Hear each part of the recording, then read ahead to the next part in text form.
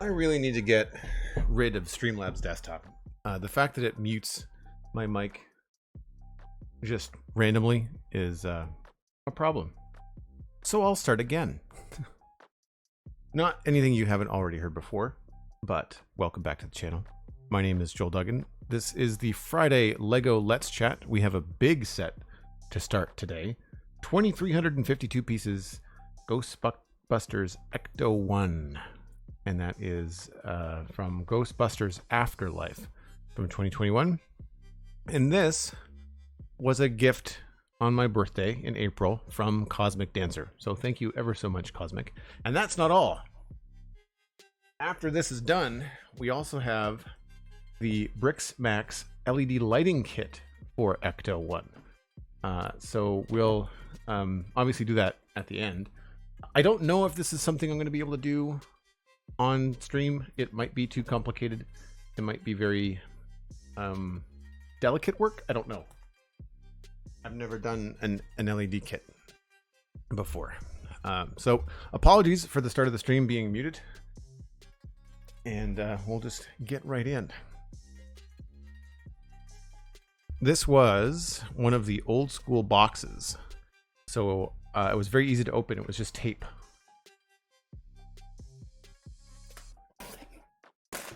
Wasn't like glued shut with like a punch hole that they want you to use. You know what? I'm just gonna dump this out. It's gonna be hard to do this without bumping my mic.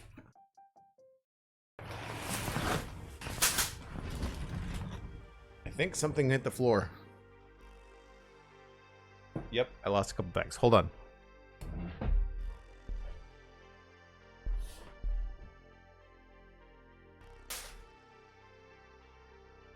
There's just a few bags.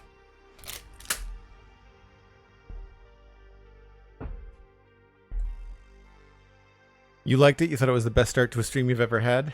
The one where you can't hear me? Isn't that awesome? All right, let's dig through this craziness. I saw number 11, so there's at least 11 bags.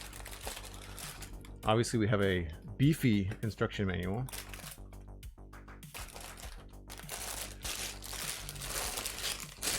Bag 12. That's 2.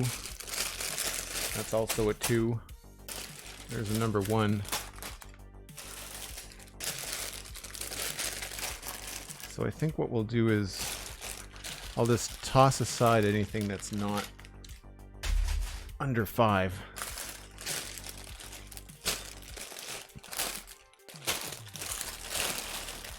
It always helps to look first because sometimes there'll be multiple bags with the same number on them.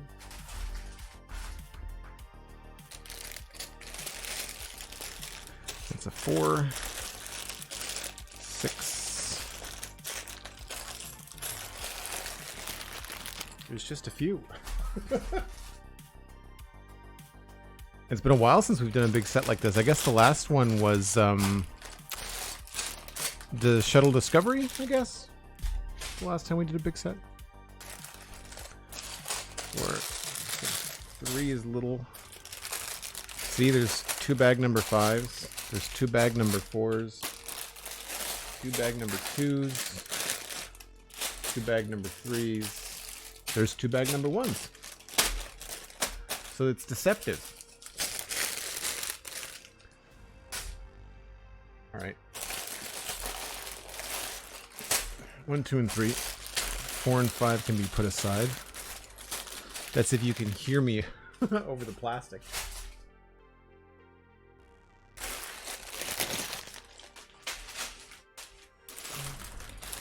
This is like the sound that brings all the LEGO nerds into the room, right?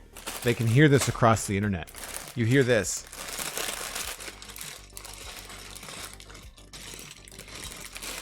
And then the nerds come running, right? That's how that works. Oh, I forgot to, I did not open this.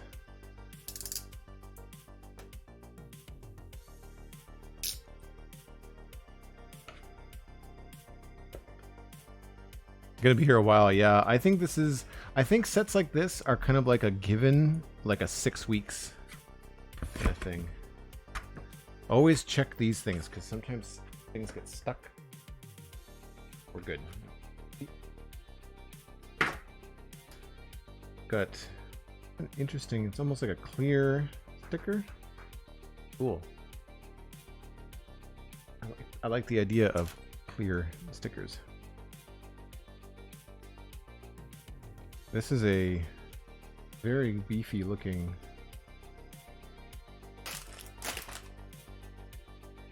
very old school manual. Nice. The Ghostbusters have a long history protecting residents from the paranormal. They saved New York from the Stay Puft Marshmallow Man and protected the world from the evil spirit of Gozer. When slime levels rise, the ghosts descend. You know who to call. That's all just propaganda for, not propaganda, it's just promotional stuff from the film. The history of Ecto-1. Before getting our flagship Ectomobile back on the road, it's important to understand a little background information on its 1959 Cadillac Miller Meteor, originally purchased by Dr. Ray Stans for $4,800. This vehicle was perfect for our new paranormal investigation and elimination business. With the help of Dr. Egon Spengler, all of the ghostbusting gear was added to make this the ultimate command vehicle. As you can see, the car has seen better days, but if you are up for the task, we're ready to believe in you. Nice reference. Nothing draws attention like our spectacular Ectomobile racing around with its lights blazing and sirens screeching. You never know who or what you'll meet at the other end. It would be really cool if, in addition to a light kit, if you had like a home speaker system where you could like cue up a sound effect. Like it has a very distinct siren. It's almost like a horn siren. Jay Price says, I heard the Lego and I'm in. Nice. Not Damien, good to see you. Of course, Cosmic is here. Blast Jordan, good to see you as well. Oh, Boo, hanging out in the background. Glad to see everybody's here. Portable command station. To some, it may look like a repurposed V8 1959 Cadillac Series 62 Miller Meteor with 360 horsepower and 4-speed automatic transmission, which is indeed it is. But to us, it is also a roving HQ with a mobile laboratory and a portable arsenal containing every weapon at our ghost-busting disposal. Often imitated but never matched, the Ecto-1 has survived everything from catastrophic earthquakes to a lava-hot marshmallow fluff. Now it's your job to reassemble it and overhaul it. It's weird that the phrasing in the book is like in first person, as if I'm a Ghostbuster. The original sketch of Ecto-1. That's cool.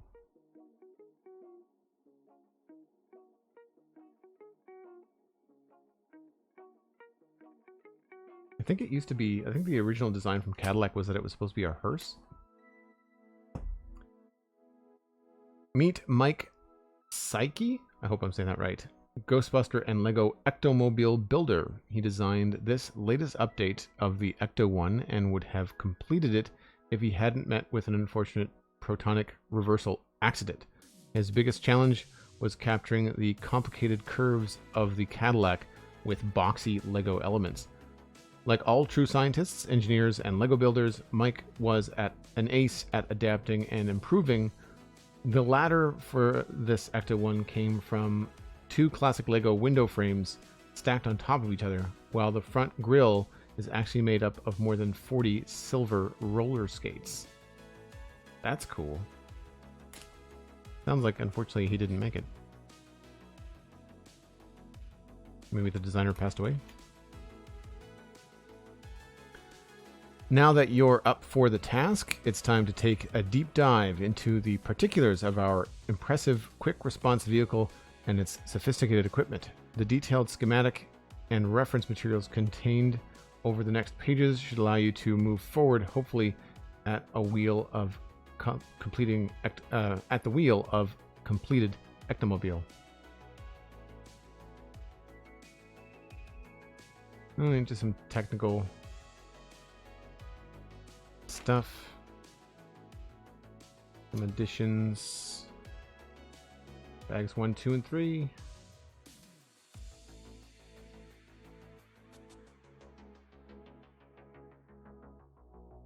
Page 15. Cool.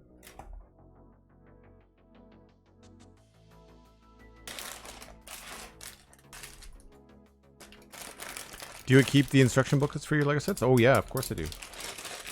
They're all on a shelf in my studio. If and when I ever move, I shouldn't say that. When I move, they're all going to have to get put into a box, and I would say some of them will probably get broken down, not maybe down to the final pieces, but I'll want to put them into boxes, and if I need to or want to rebuild them at some point, then I'll need the instruction booklets for that. I mean, you can get PDFs of all of it if you ever lose one or something like that.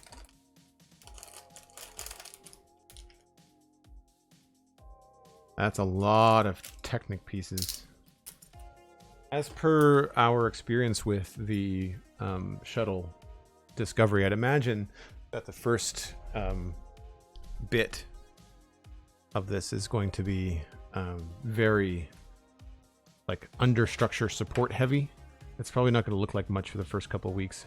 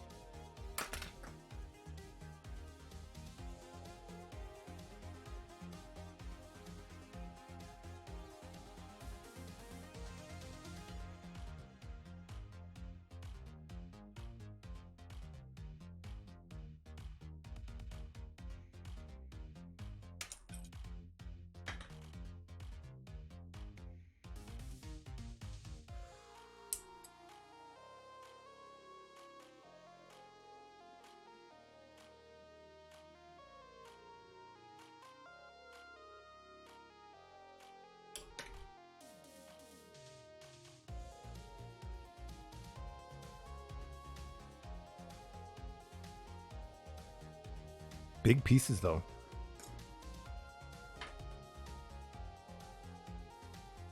That's the other thing. This is actually the same size, or roughly the same size as the shuttle. So, like, it's 18 inches long. It's going to be a massive model. The real question is less about breaking it down when I move and more about, like, where do I put it? Like, in the meantime. There's no room in my living room. None. I don't know if I have anywhere else I can put stuff. So I have to be, I guess, inventive going forward.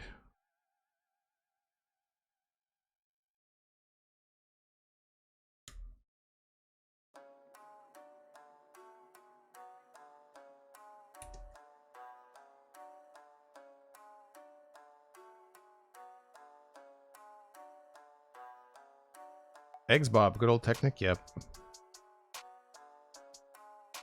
I've never been a fan of the Technic builds. They always just look a little bit too much like a toy for me sometimes, but Steven doesn't like them either. We were talking one time on the way to the gym, and he's like, the cars, like, it looks like a cool project, but then they use all these Technic pieces to try to get the curves, and you end up with all these gaps in what should be the solid body of a car, and I much prefer the scale that LEGO does, things like the Land Rover, or actually, you know, the DeLorean ECTO-1, and there's some things that I think work a lot better with LEGO pieces, traditional LEGO pieces, over the Technic stuff. I mean, the Technic stuff in this build is going to be for like support, so like the thing can support its own weight, all that stuff.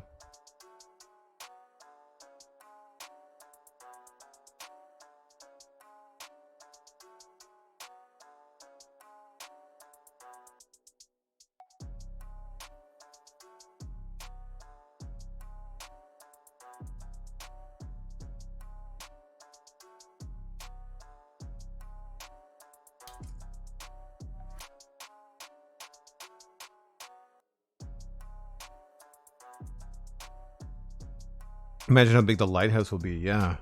I haven't actually looked at... Right next to me. So there's less pieces. This is 2,350 something, and the lighthouse is 2,065. But you might have to look it up online, Cosmic. But like, I don't remember what the dimensions are on the lighthouse.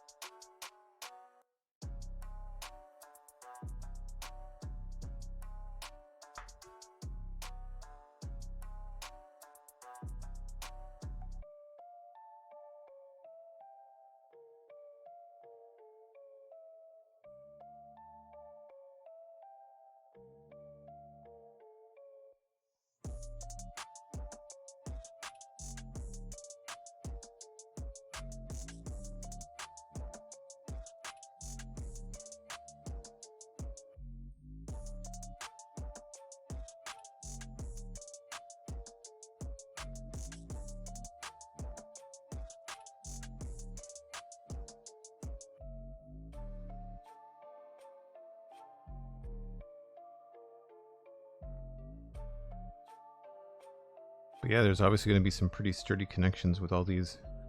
I'm not sure what these are called. They're like bolts. I used to know. I keep on threatening to pick up some sort of like LEGO thesaurus or dictionary piece names.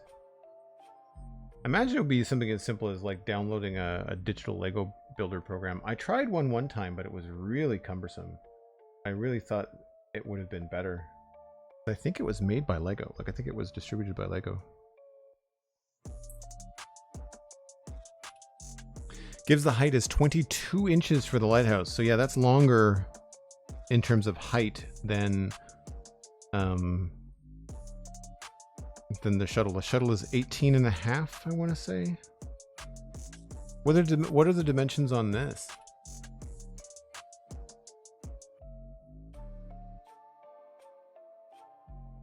I want to say this is also 18 and a half long.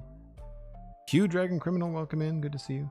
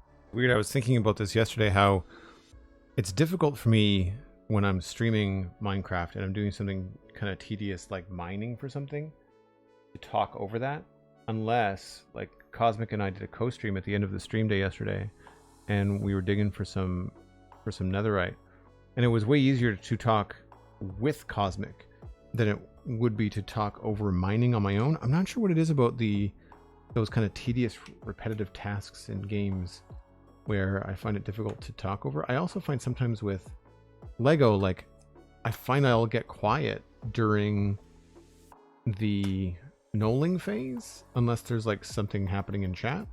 Whereas if I'm building, I can kind of talk my way through interpreting the instructions, kind of figuring out how that's all going.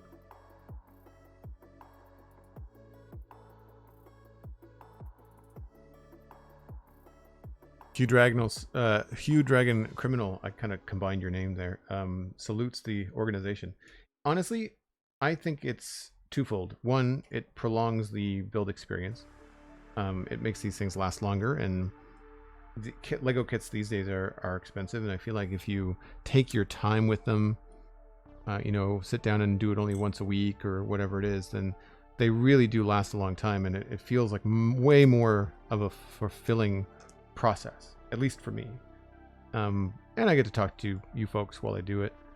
And the other thing is that when you are building these big sets, and there are like dozens of pieces that are that size, or there's a bunch of stuff that all looks the same, you know, the differences between like little gray pieces with a ball on them and little gray pieces without a ball on them, like that kind of stuff, when you lay it all out, it's a little bit of a game of memory where like you kind of remember seeing that, you remember where you put it, so it's so much faster to find it later on.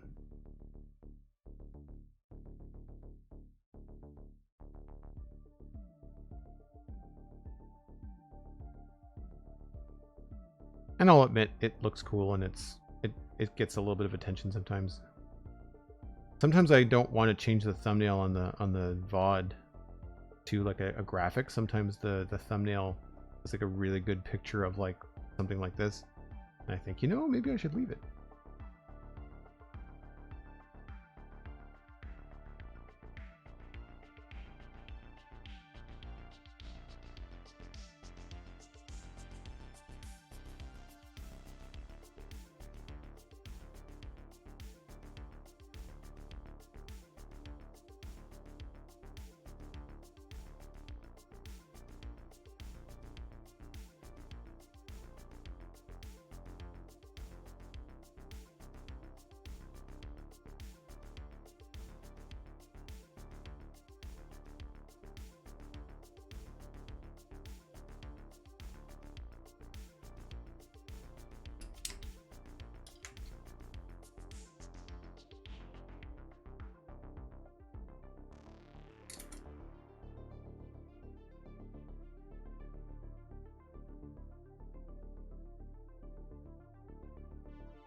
But I do find this also pretty satisfying. I do this with my dishes too. I think I've mentioned this on stream before. But I've got a bunch of, like a couple of drying mats next to my sink. I don't have a dishwasher. I do all my dishes by hand. And, which is fine, because with just me, I really don't make that much of a mess. Unless I'm cooking something really fancy. But either way, I totally lay out my dishes to dry like this for just no good reason other than it kind of tickles me. Very aesthetically pleasing. Yeah, that's a good way to look at it too, Cosmic.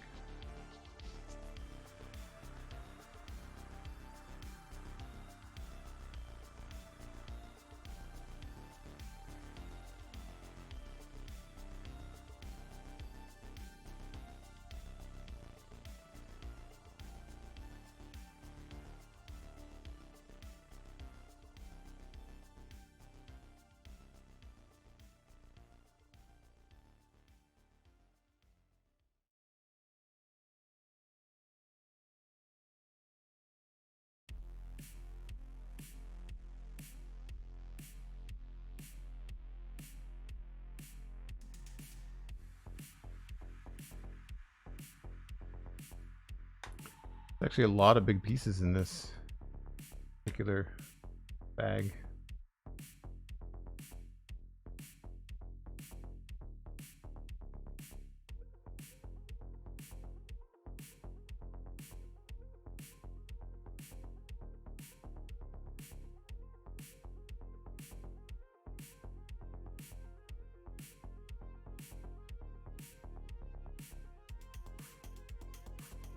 See, like some of these are what I consider like 3 long, and the others are only 2 long.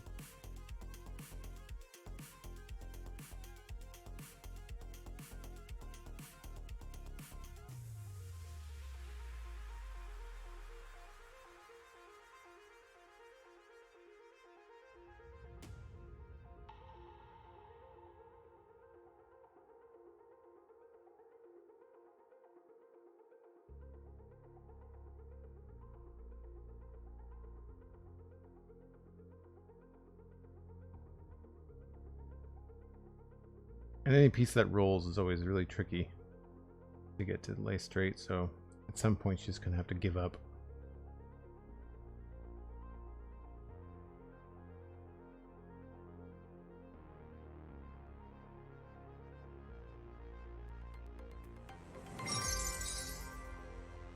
Cosmic Dancer. Holy smokes. $100 donation. That's incredible. A small thank you for joining me on stream yesterday. Think nothing of it. It was fun for me too. Glad you had a good time. Glad we both got some netherite scrap out of it. Or netherite? No, what do we get? Ancient debris. They added too many steps to that. What you should be digging out of the ground is called netherite. Right? I feel like it should be called netherite. You turn it into netherite scraps, and then you turn the netherite scraps into ingots. I don't understand why they called it ancient debris. Like, it doesn't... You're adding an unnecessary step to something. But Cosmic, thank you ever so much. And for anybody that's wondering, if you feel the generosity bug and you'd like to support the stream and you want to donate, there is a donate button just below the stream. There's also a link that appears in chat from time to time. The donations go through PayPal, which means that PayPal takes a small percentage, and then the rest of your donation goes directly to support me. I can't remember what it is. It's something like 2% plus 30 cents or something like that. It's really tiny. For like a $10 donation, I think I see $9.60 or something like that. Like it's very, very small.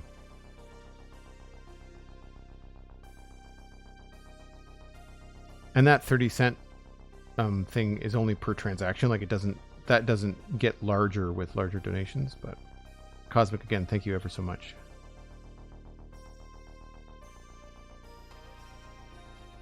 And for folks that are wondering, donations are very often put towards, general living expenses, rent, that kind of thing. But then also, I do set aside from savings to put towards new Lego sets. Sometimes, as we've witnessed today, the Lego sets are gifts from viewers.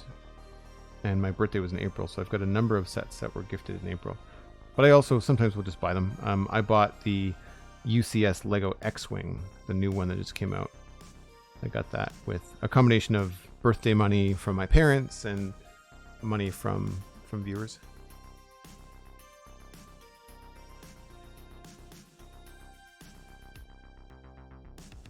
Ancient Debbie was, as we have nicknamed it around the community. Really?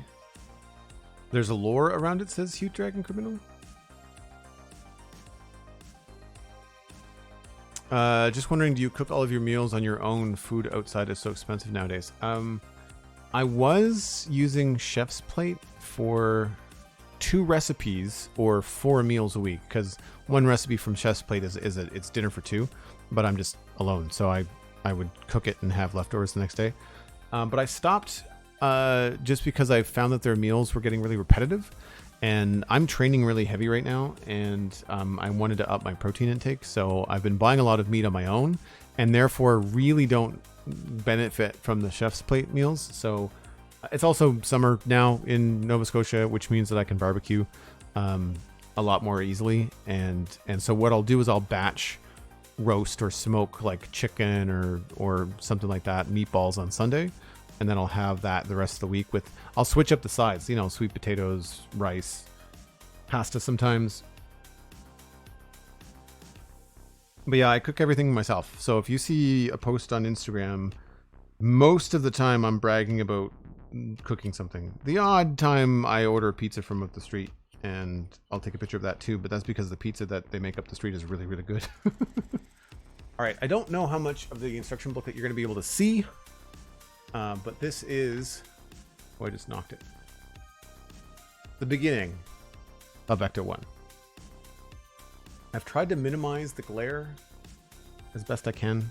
I don't know if that means that the Lego set is darker. I'm still struggling with the video quality for these things. Step 1. Complete.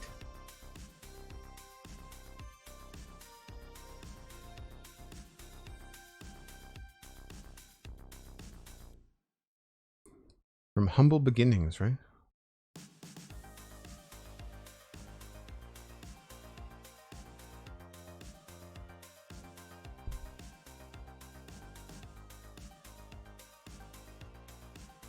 Just like that. And then we need these 3 things.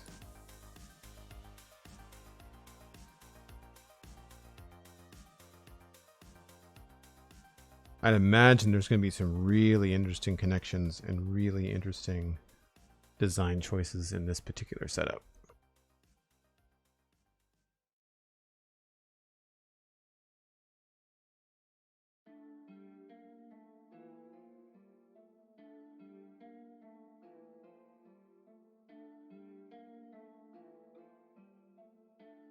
I often find nicely arranged dishes for drawing is so much more aesthetically pleasing, and it packs the dishes really nice as well. I also find, Blast Jordan, that they dry better, and if by chance I don't dry my dishes right away and they sit on the counter for the rest of the day, perhaps 2 days, then my kitchen doesn't look messy, right? Like if you've got a big pile of dishes, even though they're clean, all kind of like disorganized on your spare counter, it does still look messy. But if they're all in a neat kind of like orderly stack, you know, largest to smallest, all at right angles, then you're like, it actually doesn't look that bad. All right, we got some real technical stuff going on. This piece.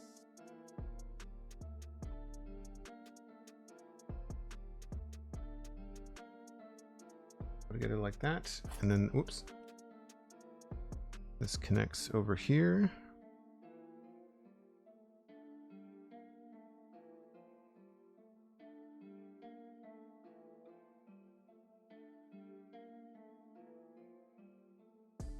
And then we've got one of these and 2 of these small ones.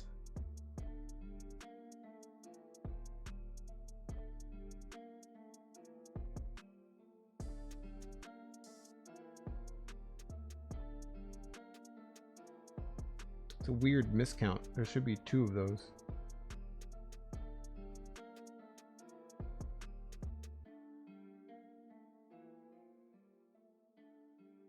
Oh, never mind.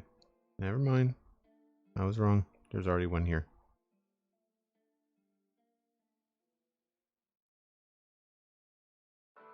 Wasn't thinking 4th dimensionally. Wrong movie.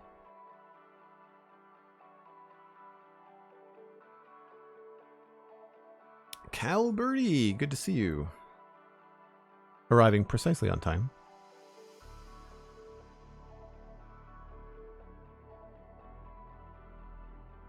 Need one of these, and so this looks like it goes along the top here, and this connects here.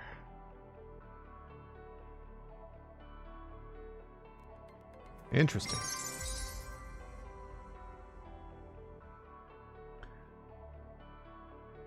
For the last few months, the Canadian dollar was slightly weaker, but now it's slightly stronger. It actually works in my favor, as I'll be moving there soon. You Dragon Criminal donated $2.98. Thanks very much. It's always funny to see how the exchange rate lands. Where are you moving from, Criminal, if you don't mind me asking? And thank you very much for the donation. Very kind of you.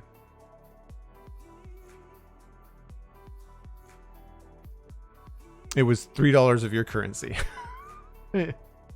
Well, that works out better.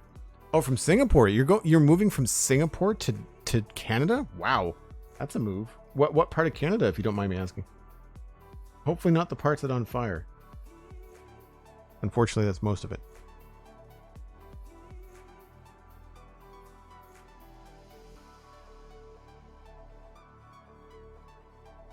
Looks like this attaches right there.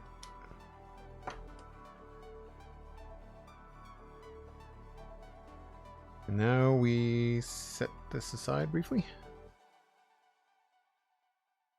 It's funny, I don't use this side very much because my microphone is like right here, and so is my my chat room is like right here too, and so it's all kind of like right in the way of, like, I can't see here without moving my head around the mic. So I tend to put things like to the left, even though I'm right-handed, which is weird. Definitely having the microphone close to chat is a good idea, though. Montreal.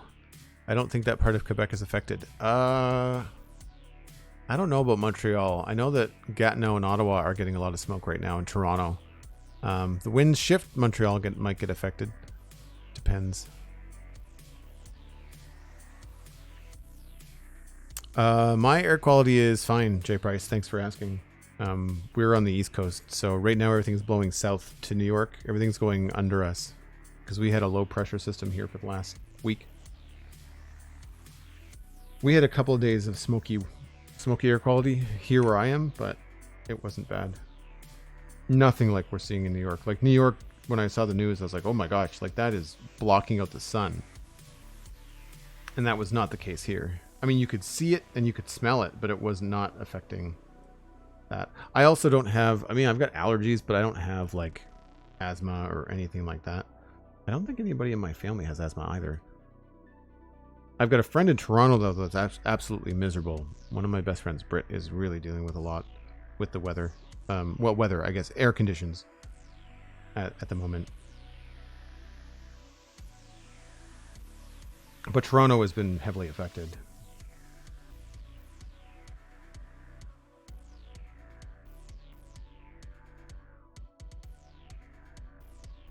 New York looks apocalyptic, yeah. Well, here's the thing.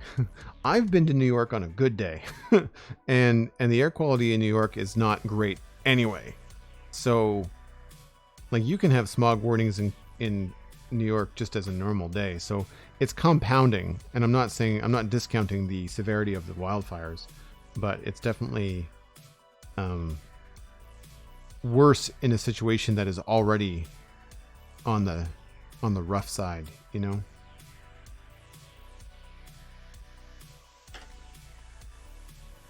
So then we attach this through here. And I'm assuming the other side is going to get a big beam. Oh no, we're working on this side first. So 2 more of these.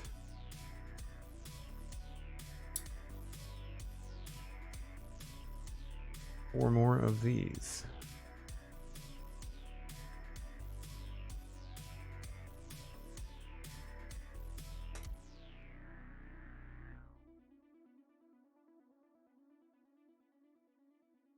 One, two, three. 1, 2, 3, 4. And then same to the other side. Yeah. 1, 2, 3, 4.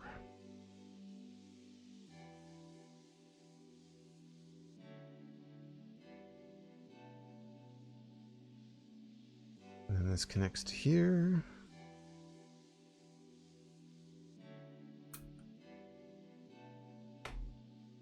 Yeah, she's gonna get big pretty quick.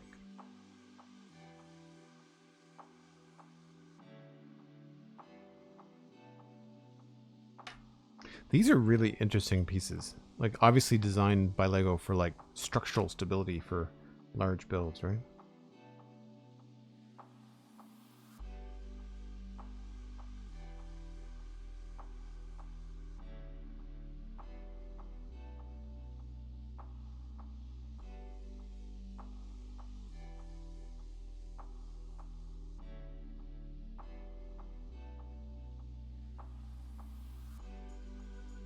Hope Nova Scotia recovers soon too. Other than Quebec, I think you guys had pretty bad wildfires in your province. Yes.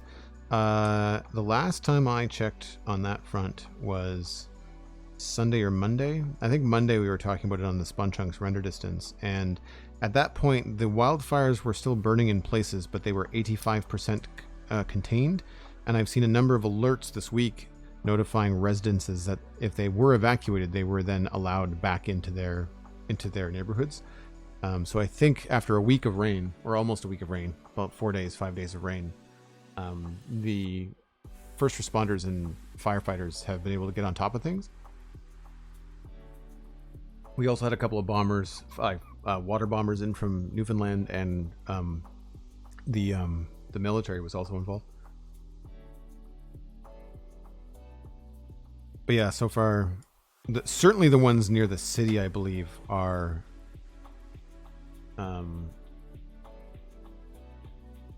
out, or not out, but certainly under control.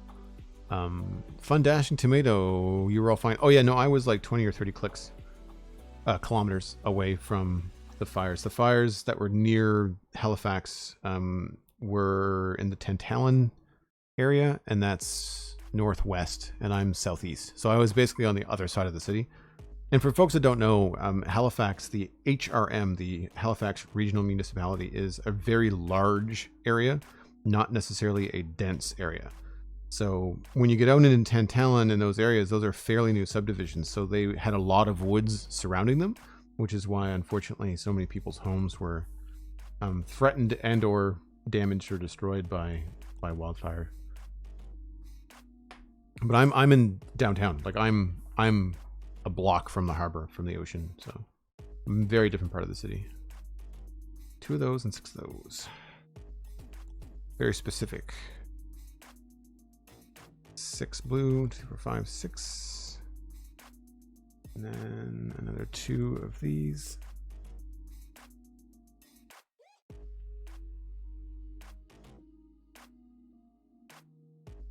It's interesting that the instruction booklet is black.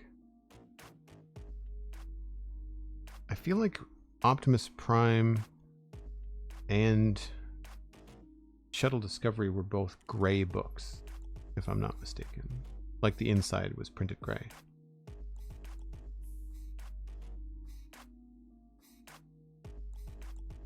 Oh, that's wrong.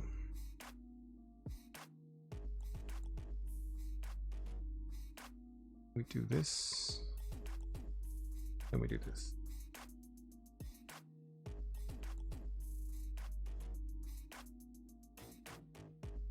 Yeah, this is obviously meant to be like the structure of the undercarriage of ECTO-1.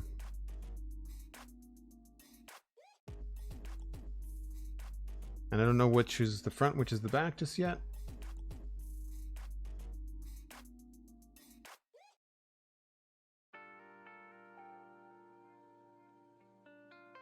This goes through the end, like.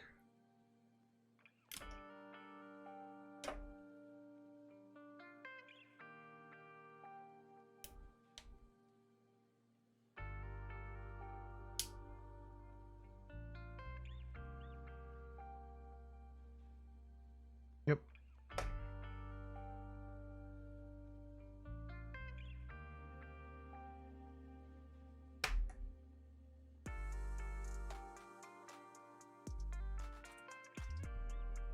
The style on the front of the instruction booklet is like those old mechanic manuals used to get for cars. I wonder if that's why it's black. I don't know. Old instruction manuals for cars wouldn't have black in the inside. They would be white or like newsprint, right? But it has like that retro design to the front. I agree. Although it's weird how like it's got that retro design there and then nothing else in here.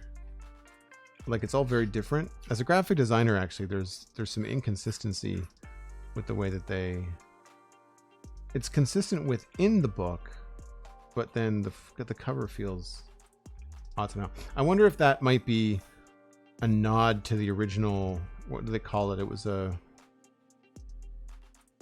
I can't remember the name, the make of the vehicle. Cadillac something? Meteor?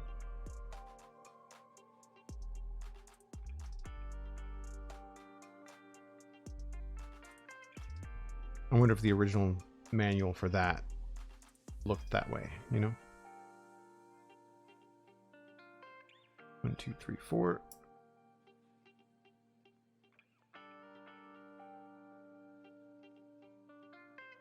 Did I not grab 4?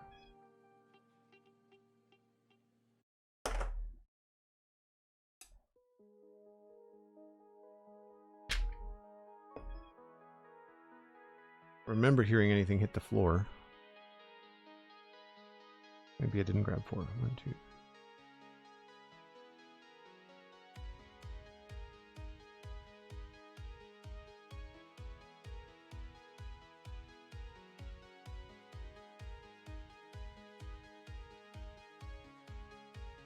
And then this goes.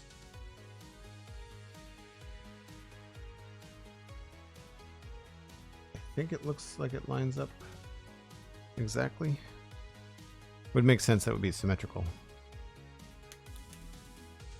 This is always tough because you got to line everything up.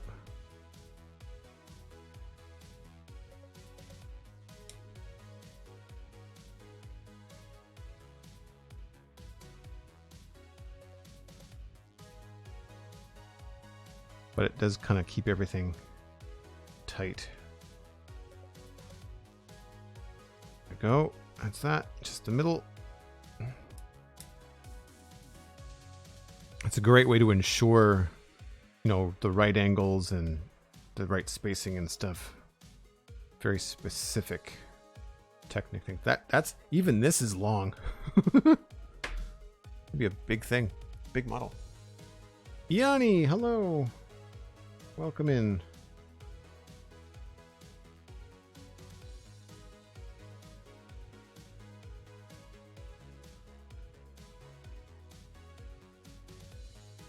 Is the black background harder to see? Yes. I prefer the neutral gray.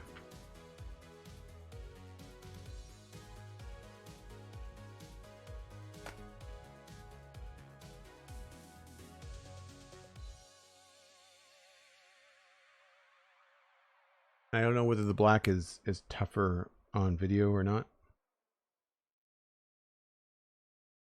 Get 2 of these. 4 of those. 2 of these little guys. These little cranks. All 4 of these guys.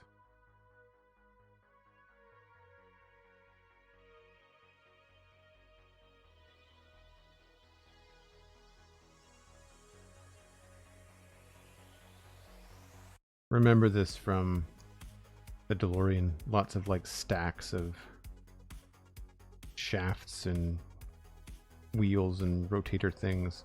We had to do the mechanism that turned the wheels on the bottom.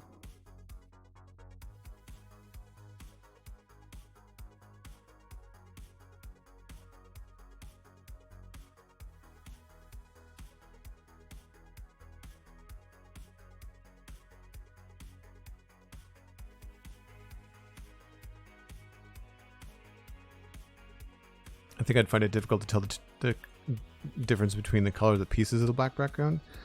The thing for me I find that's challenging about the pieces is the way that they print the gray. Very often you'll look at a gray piece and you think it's meant to be this gray, but it's that gray. And then this gray is almost black. The thing with the black pieces, they tend to print black pieces with like a white outline around them. So that you can count the studs.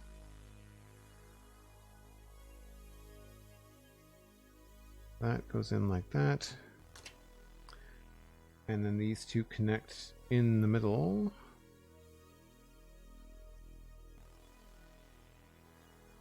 And they center over this blue piece.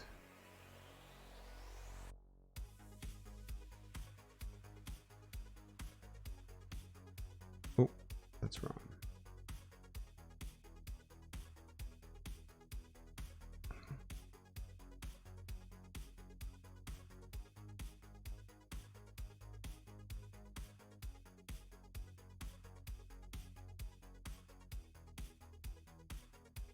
Okay.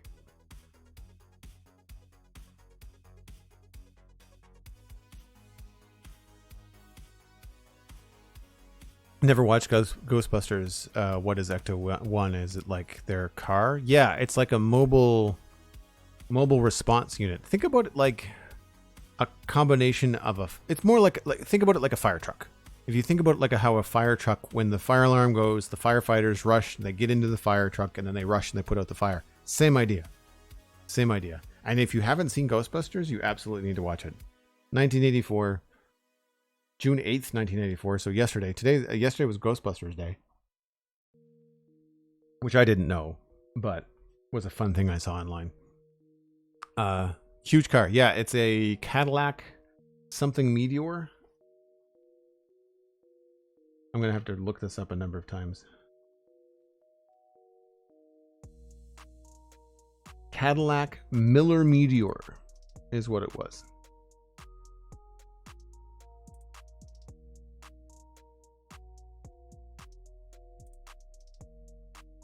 It's almost 40 years old. How is that possible? Yep.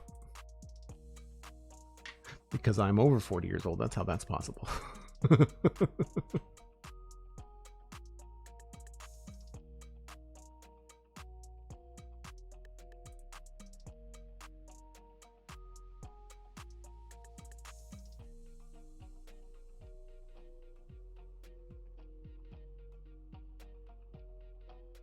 Yep.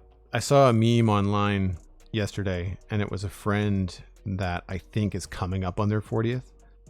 And it was basically just like, friends don't tell friends that 1983 was 40 years ago. I thought that's pretty good. I still think of the 1980s as 20 years ago. Like, my brain just stops doing math around 2000.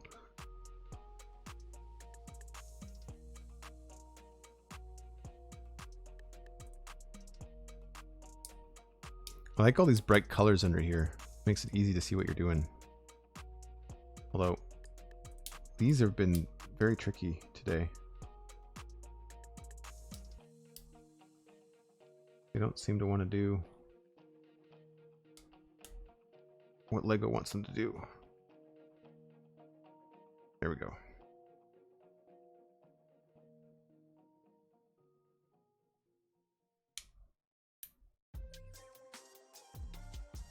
Sometimes you can help them by pinching them, but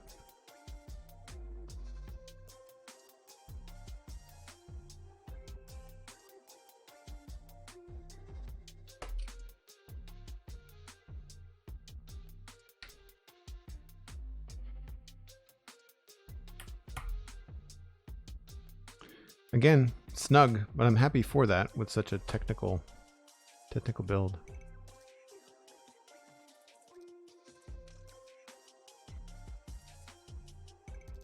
Take it easy, Blast. We'll see you later. Thanks for being here.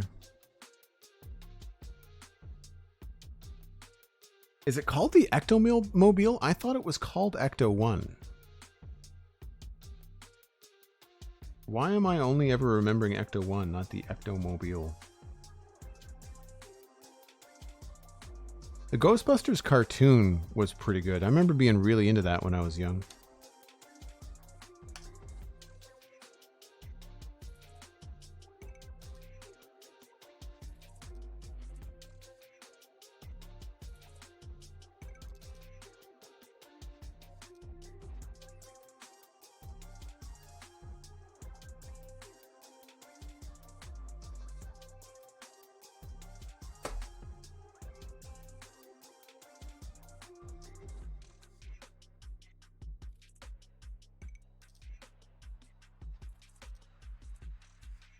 License plate had ECTO-1 on it. That's what it is, Jeff. Thank you.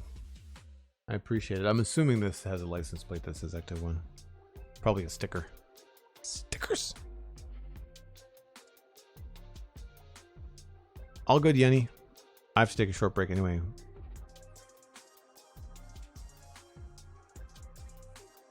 When there's a need to rest from Lego building, what are you going to go? You're going to go for a break. Yeah, we're about halfway through. I think that's probably a good spot. I'll pay attention just this once. Folks, if you're new to the channel, I take a break once an hour. It gives me a chance to zap my coffee, which is now cold. So good timing. And grab a snack. You should too. Maybe even grab a friend. Bring him in for some chill Lego vibes on Friday. And we'll be back in about 5 or 6 minutes.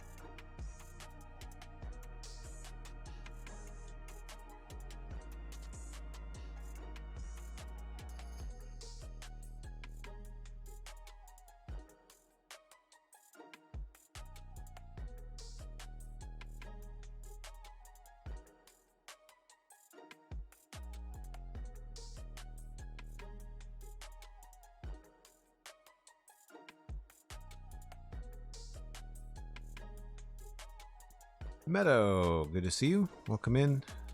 Cosmic, I don't sing. You know I don't sing.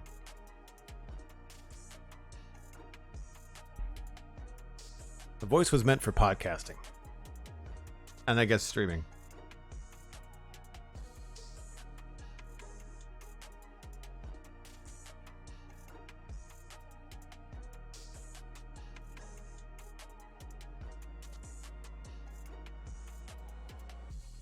We were at 27, 25.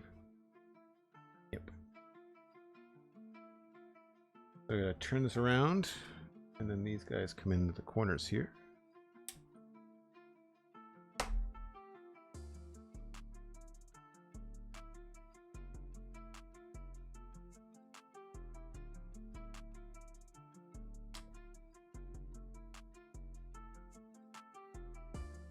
And I'm having a heck of a time with these pieces today. Ah, now we get to the plates. Start with these guys, and they get lined up with these blue ones.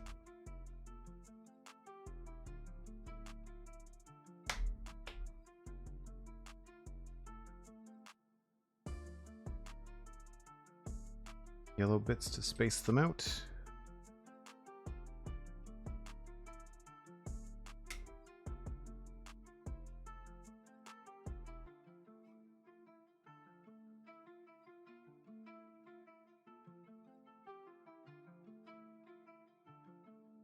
Does anybody else like go over those kind of connections and just make really sure that they're totally flat? This lines up with the yellow pieces. And then the blue lines up with the yellow pieces on that side.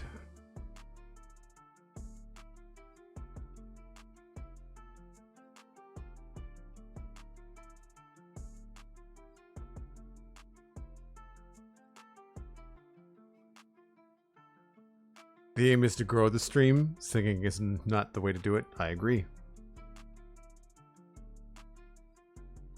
The only singing I've ever done was in school choir when you had to.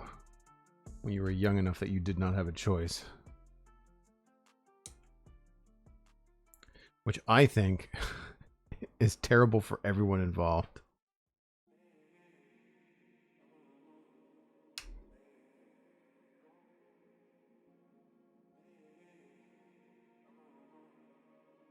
That's going to go across here. Oh, I need two of these. Some satisfying clicks.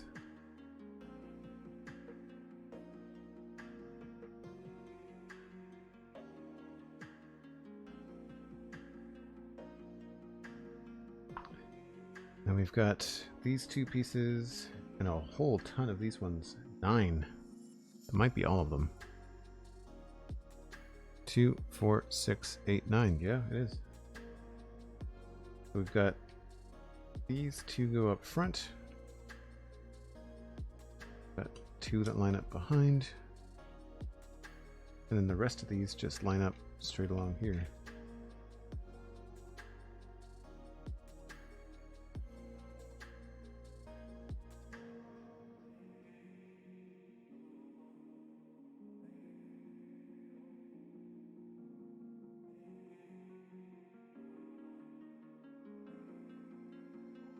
We need 2 of these. Red.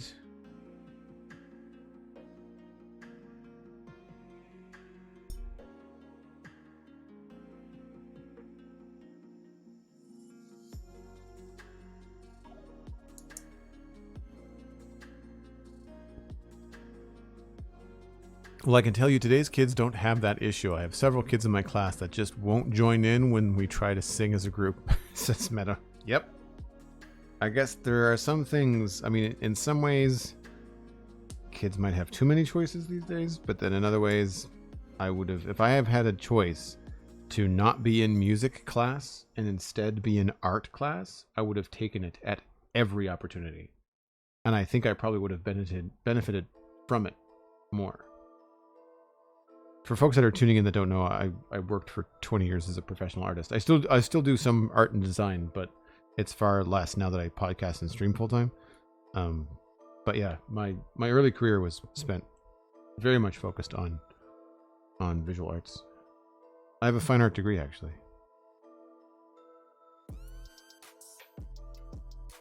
There must be countless designs for Lego fidget spinners.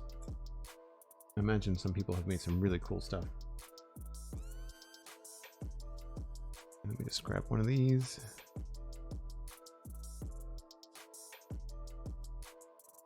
Keeps that in place.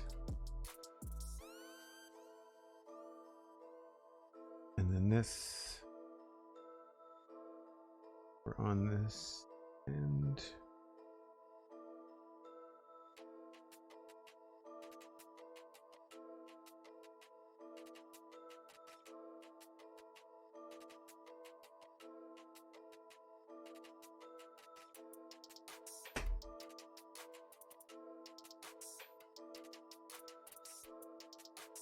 I never know how tight to make these.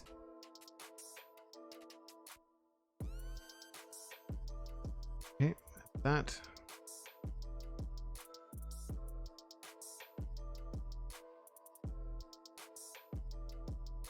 Figured this was coming.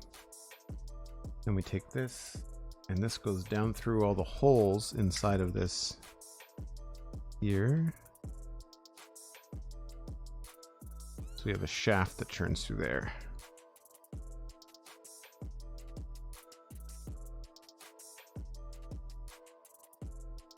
I'm not quite sure what that might be. It might be the sidecar thing. We'll have to see. I need one of these. Oh, these are different? Yes. I need the vertical. Oh, they're all the same. They just have an upside and a downside. Got it. I like that they include that. I need these again.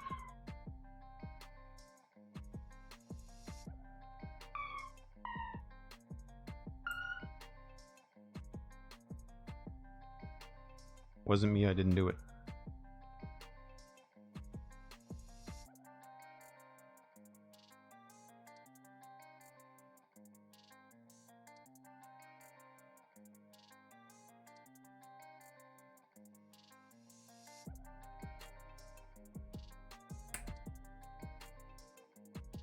All right, that goes in like that.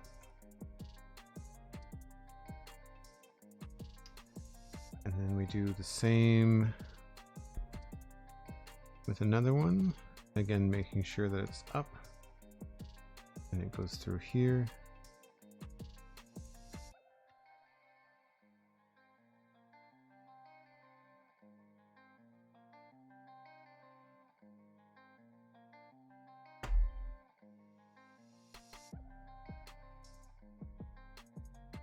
Okay, that's done.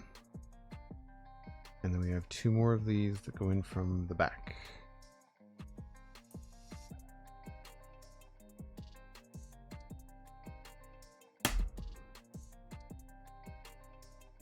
When in doubt, use the table.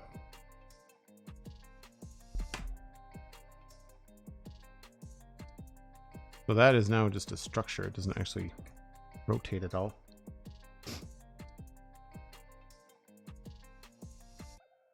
Two of these go in.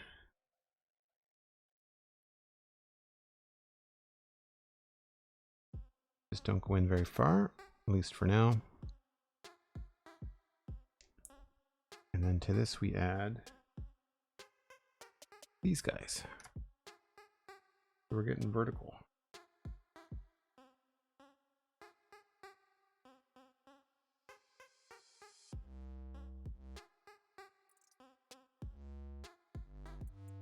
It's funny, like so many of these pieces and connections, even despite the fact that I've been building these complicated Lego sets for a while, I still don't associate them in my brain immediately with Lego.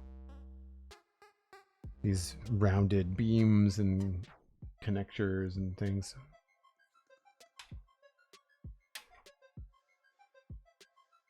Now we've grabbed the blue one. These.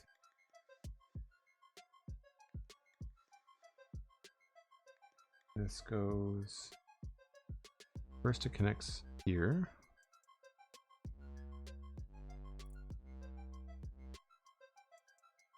And then it connects onto here.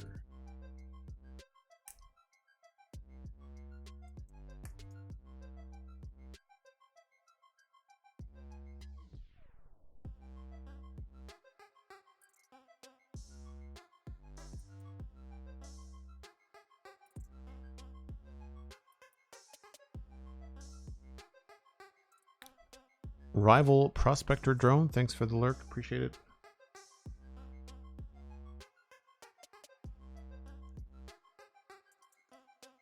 I'm really curious as to what this is supposed to be, or even used for.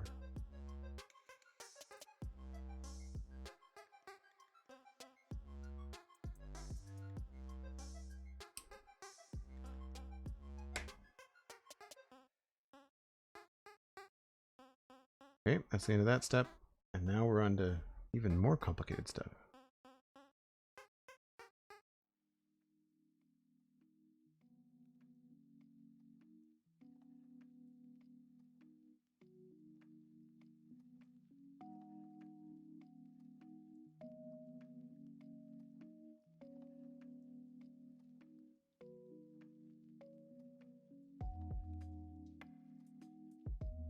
That gets connected like that.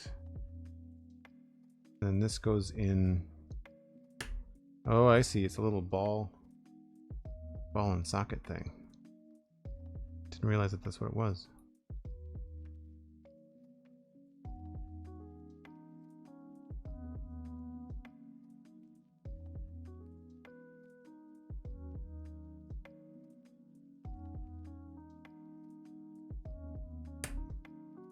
So these things kind of wobble around.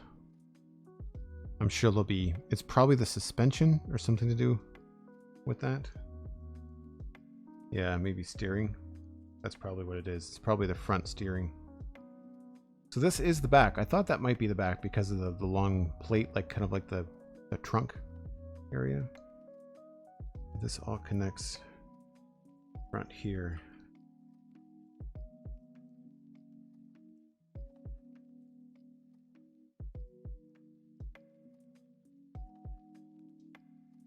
That.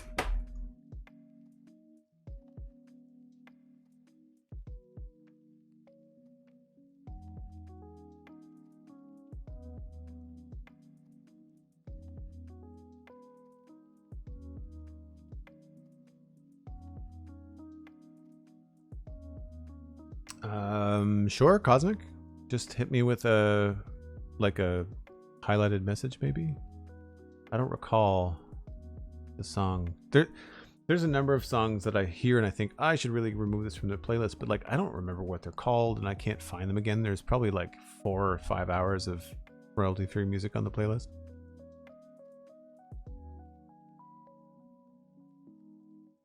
Thought maybe your ECTO-1 had a built-in siren. Yeah, I live very close to a main road, so when a siren goes by, you absolutely hear it. It's a real pain for podcasting, actually.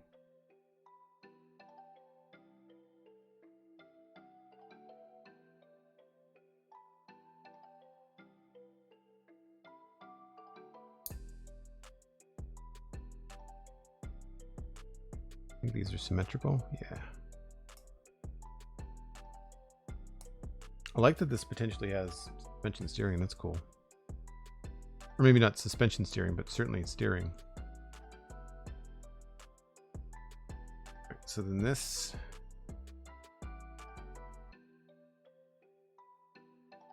attaches here.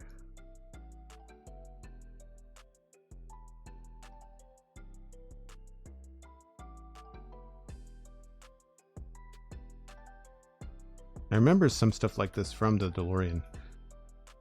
And then we attach this to this part. Hope everybody can see what's happening. Yeah, that's totally what this is.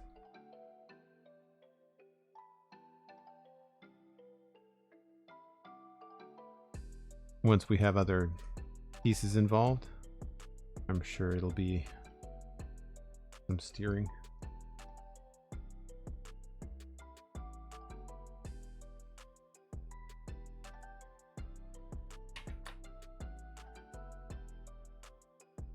Do this again, probably for the back.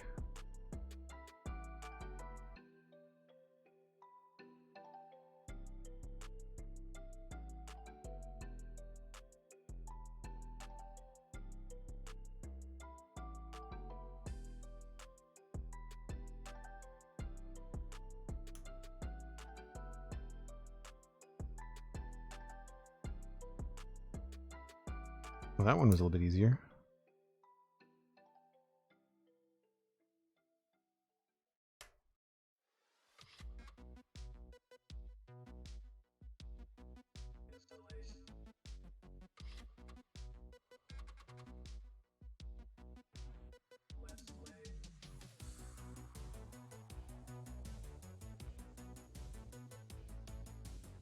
Not just you, I thought.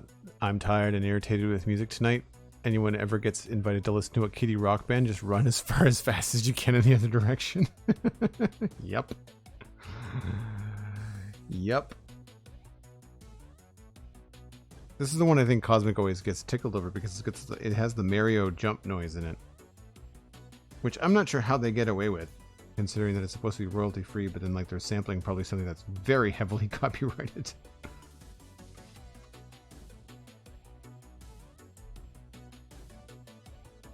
And then that gets bent up like this. Oh, this is still the front. Nope, gets bent up the other way. Oh, did I do this wrong? I did do this wrong. Unless that also works. Yeah, that also works. Okay.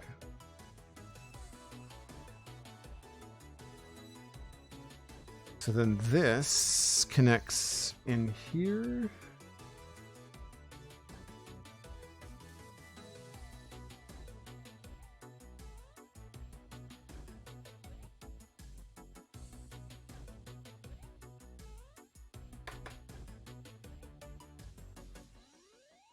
And then this connects to the top down here.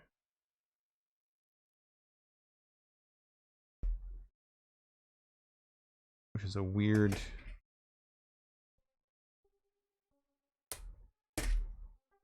angle.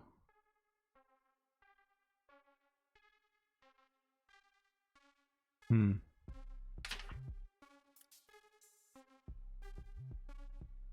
think I've done that wrong. Yep.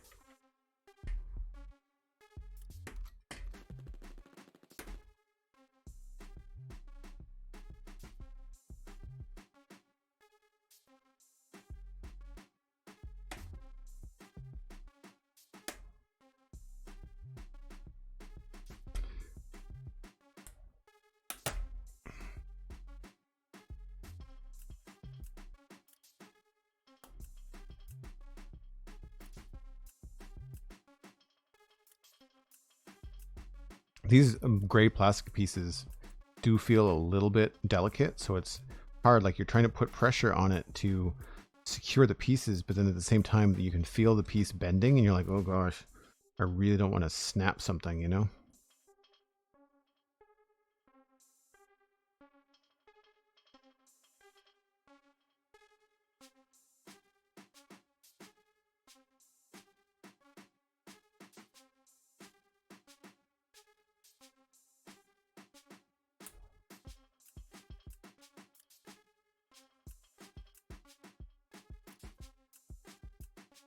So that is right. Which means these are going to move.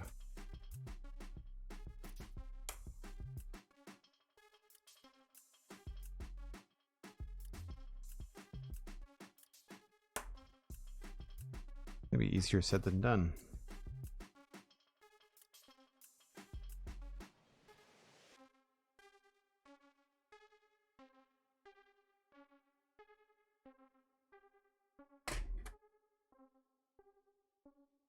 All right, let's try this again.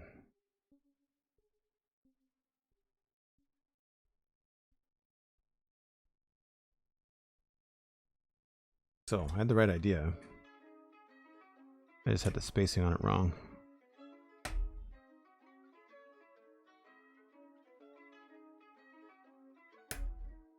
That just tightly fits over that, and that goes in like that. And that keeps them vertical. That makes more sense.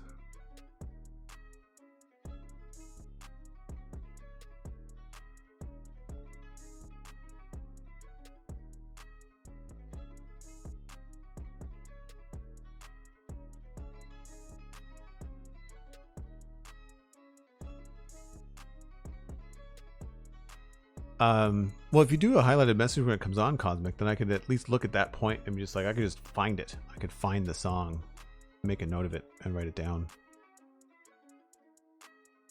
What's your least favorite thing to redo stuff in? Minecraft, Satisfactory, or Lego? Minecraft.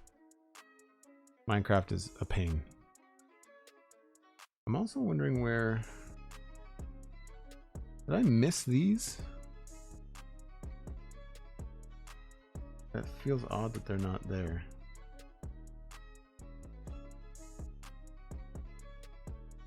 Yeah, like that's a thing. That's not a thing that you miss.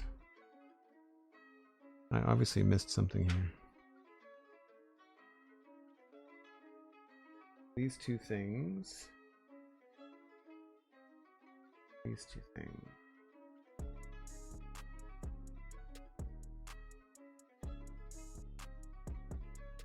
So this connects through here.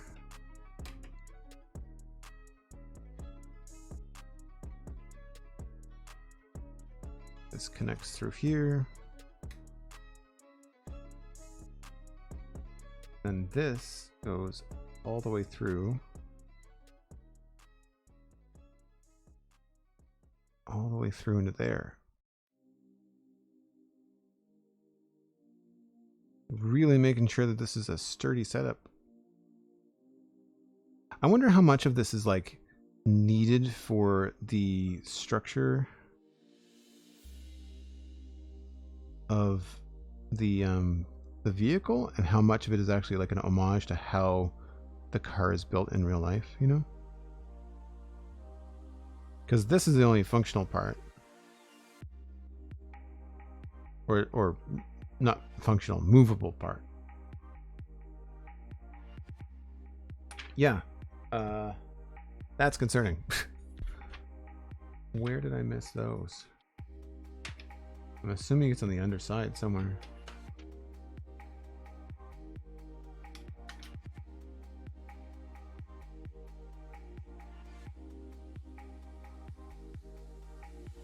Oh yeah.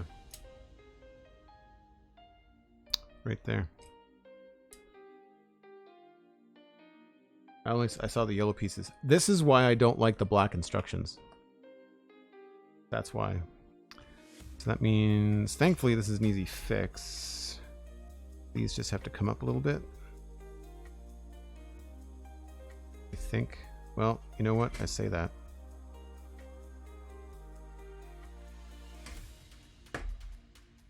This may or may not be an easy fix. Oh yeah, okay, we're good.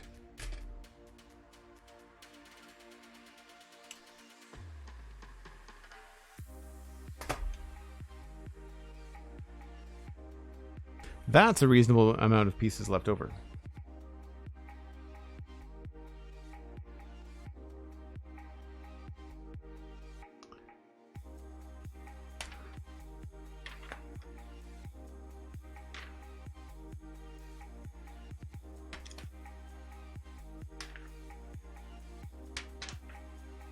Bag number 2.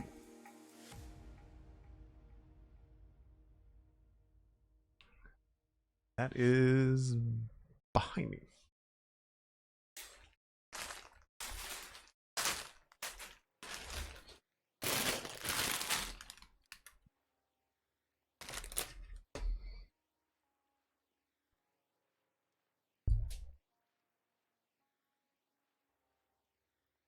That went clear across the room. I'm not sure if you all heard that, but I dropped one of those little yellow pieces on the floor.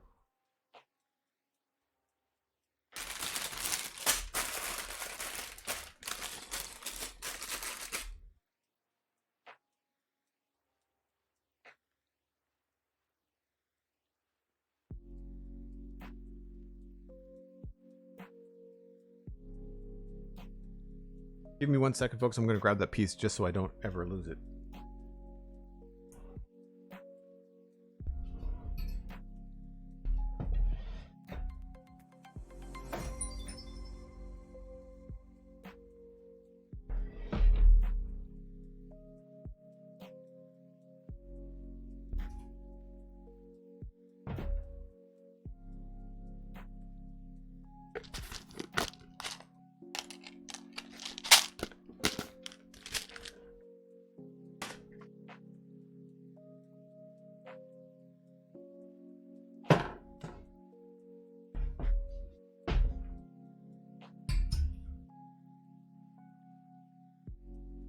Sorry for banging the mic. 1,000 bits from Cosmic Dancer. Bag 1 done hype. Thanks very much, Cosmic. I appreciate that so much. Bag number 2. 40. Easy to remember.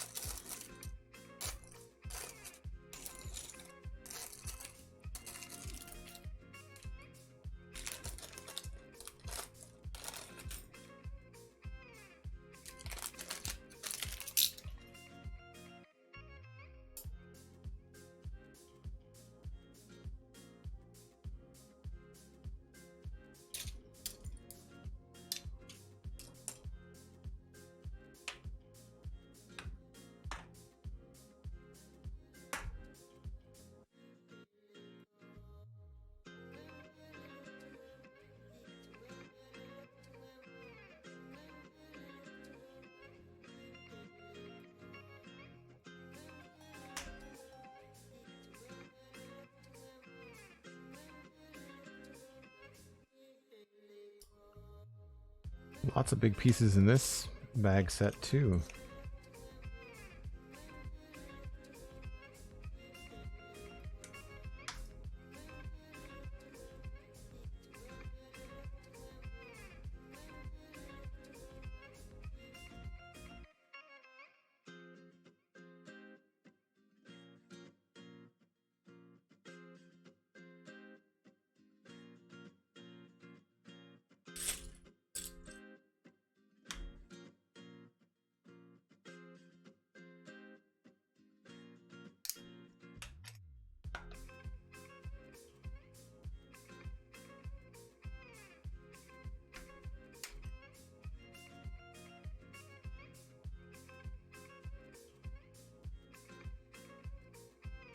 There are quite a few tiny pieces. I would say not as many as last bag, I don't think.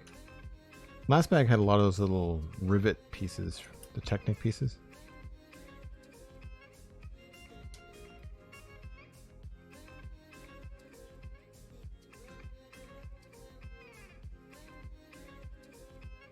Something I find very interesting about, you know, like the more that you do these really highly detailed sets, like so much of it is either 1x3, 1x4, 1x5 plates, or 1x6 plates. Like there's just so many long, narrow plates in these builds.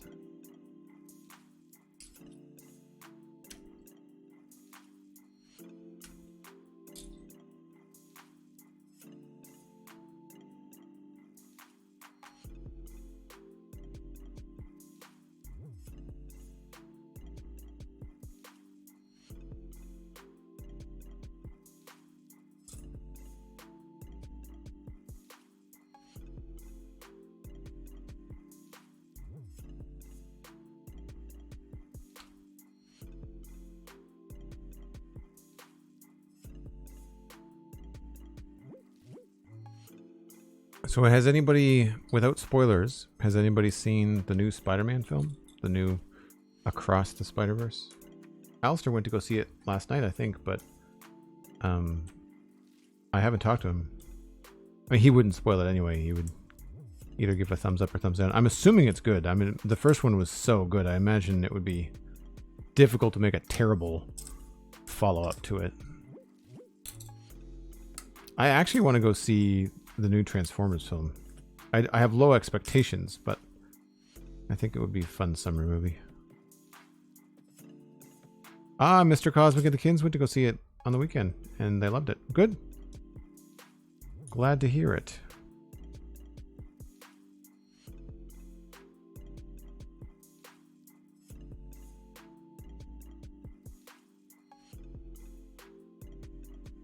I used to wait for things to come up for streaming, Obu, but now that the pandemic is more managed around here and it's a safer experience to go to the theater, I'm okay with going for movies that warrant it. Like, I think the Transformers film, whether it's really good or really not, visually I think it's worth seeing on a big screen. Same with like when I went to go see Top Gun Maverick. Like, I wasn't waiting for Top Gun Maverick to come out on video.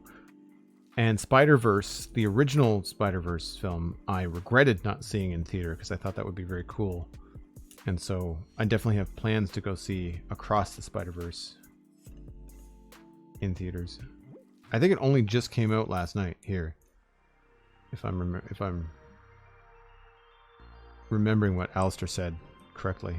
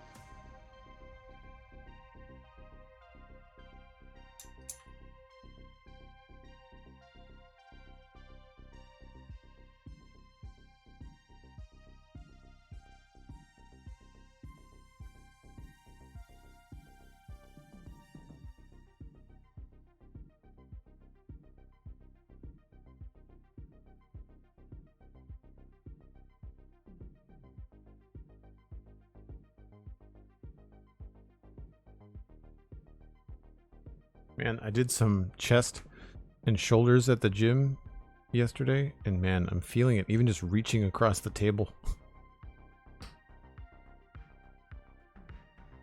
And no, I'm not out of shape, I just, I lifted really heavy.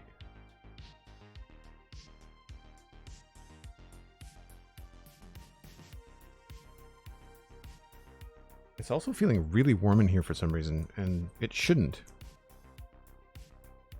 It's not that warm in the studio. It's only like, well, I say only. It's 25, 26 degrees, which is warmer than I'd like it to be, but it's still not nearly as uncomfortable as it has been in the past.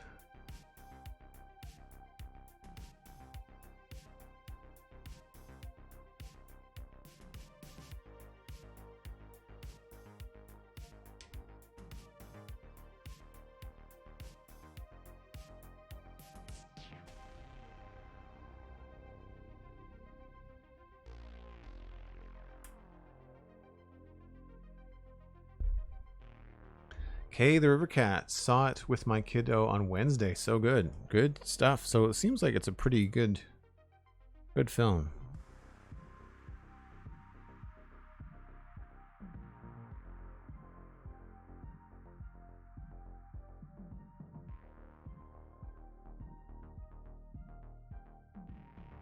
Walking on the beach sounds like a great way to spend an afternoon, Cosmic.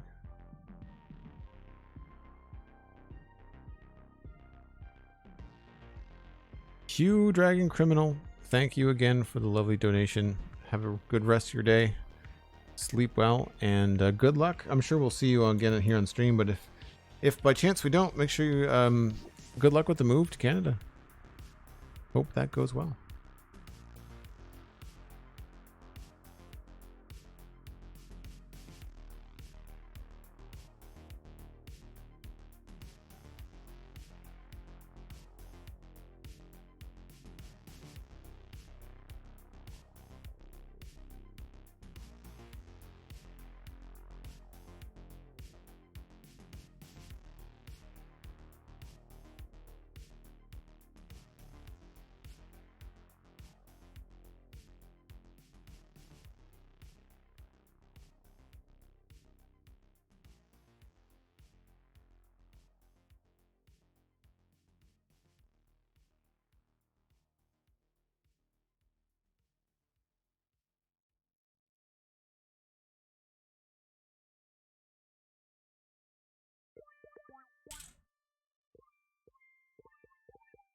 There's quite a few of these light gray pieces here too.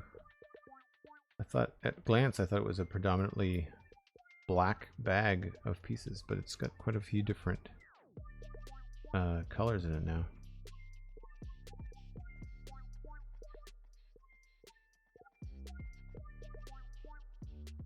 I agree. I used to fly power kites, Kay the River Cat, and I was always exhausted coming home after working out on sand. It's a lot harder on like your toes and your shins and your calves. Like, in a good way, it's a good workout.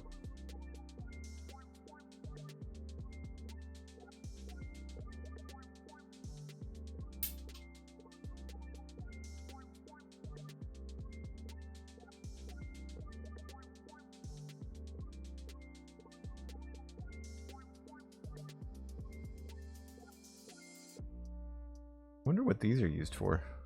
I mean, they're meant to be what looks like whips for characters to, little minifigs to carry.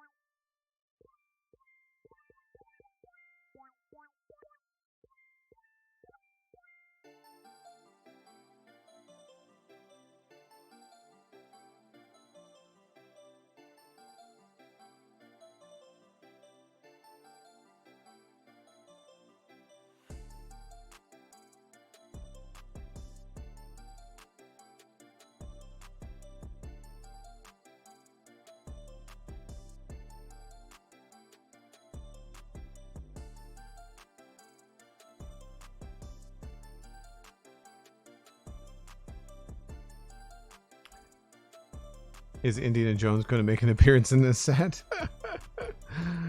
Oh man. Do they have Indiana Jones Lego? I feel like they must. Although, I can't imagine that'd be super exciting because it's all about adventure and like the outdoors, and I guess they could make like tombs and things like that, but wouldn't be really high on my list. Of Lego sets, I mean.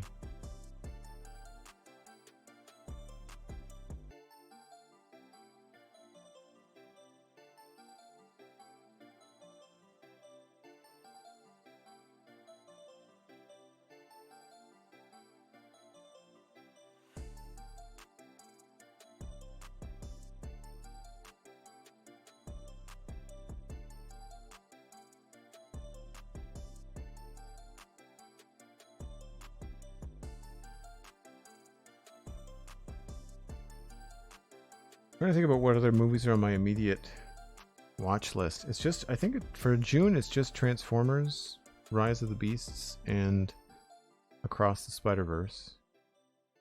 I don't think there was, I mean, I don't want to go see Mission Impossible. I don't think that comes out in June though. I think that's a July movie.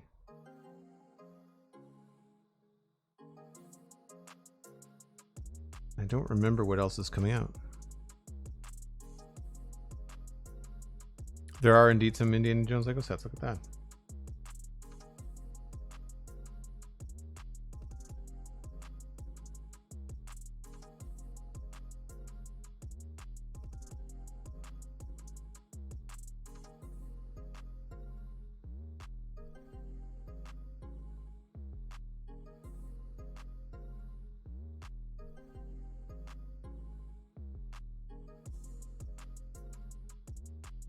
Yeah, I don't know if I would ever pick up an Indiana Jones Lego set.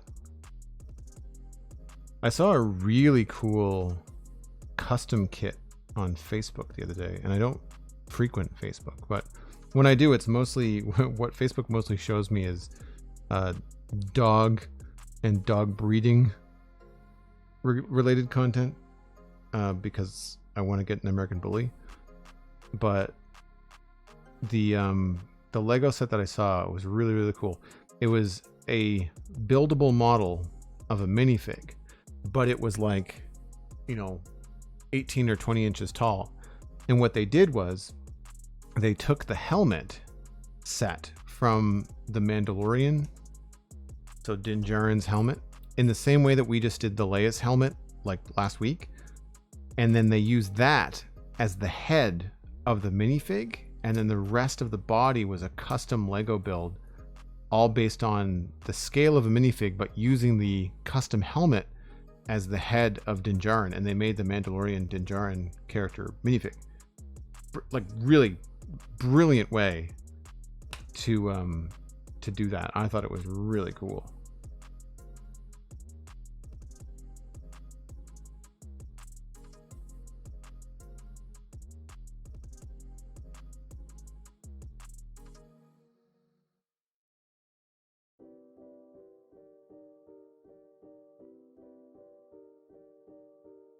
Your Google history is filled with things that you looked up on the stream that you weren't quite sure how to spell. Nice. The gigantic minifig. I'm sure if you Googled like Din Djarin or Mandalorian minifig custom build or something like that with the helmet, like I'm sure you could probably find an image of it. It's pretty cool. I don't know what I'm gonna do with that piece just yet.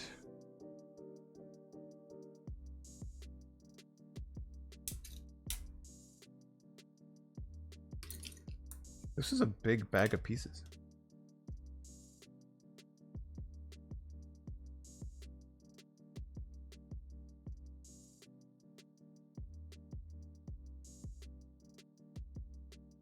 I guess 2 bags.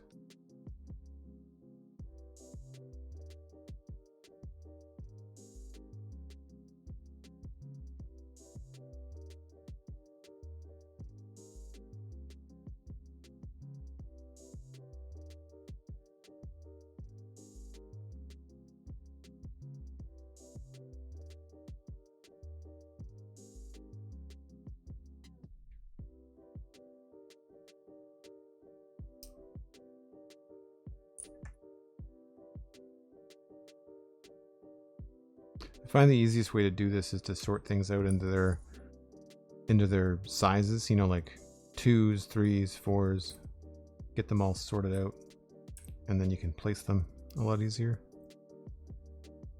I don't know whether that's taking the real long way around.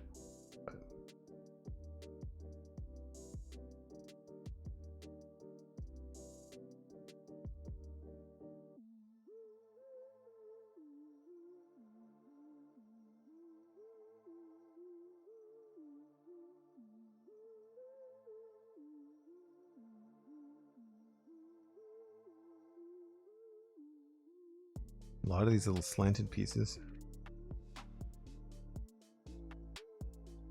Like a lot.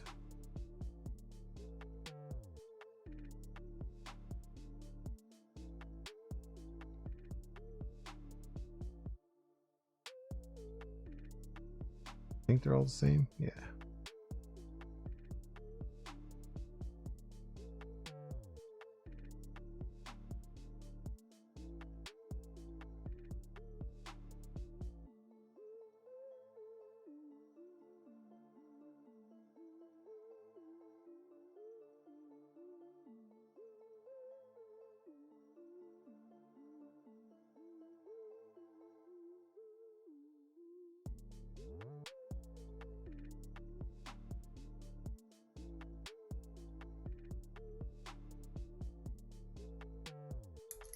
It was like 4 bags disguised as 2 bags. Yeah, I'd agree with that. Like, I think also because of how big the pieces are, like, I feel like I'm running out of room. Although, I don't know. No, it looks like I've not started any lower than I normally do. I don't think.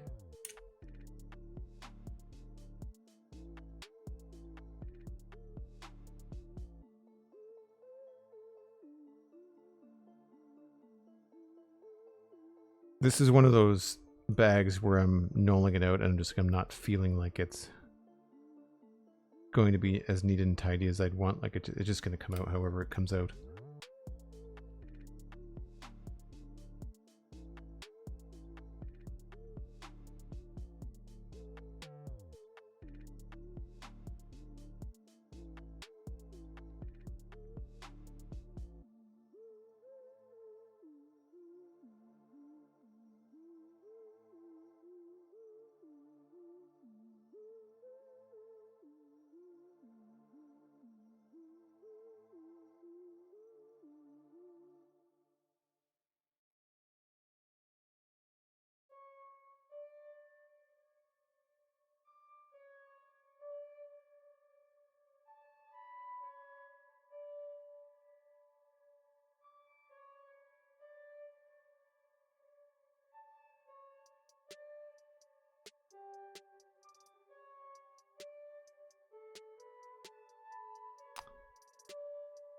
Thanks for the lurk, Obu. Appreciate it.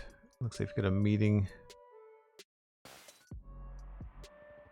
No worries. Appreciate it. Always good to see you.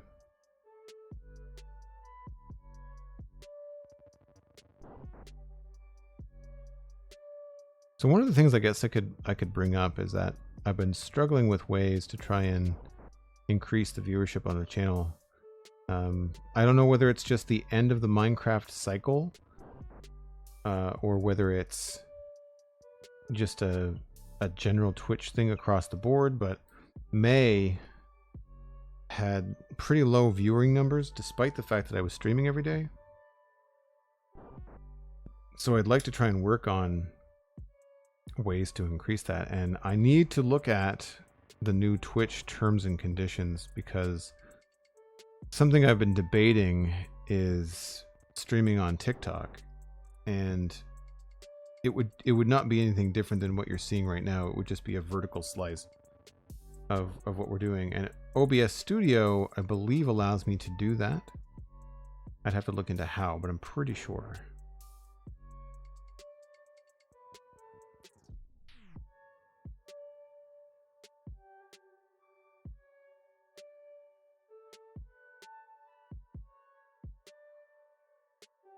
Because I think doing something like this, but then having my face on camera would be dumb for TikTok. I think it would be better to have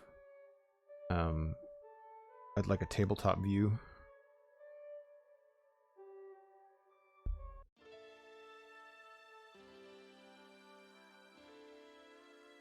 Cosmic, I wonder if the repetitive songs are all in the same album. That could be it too.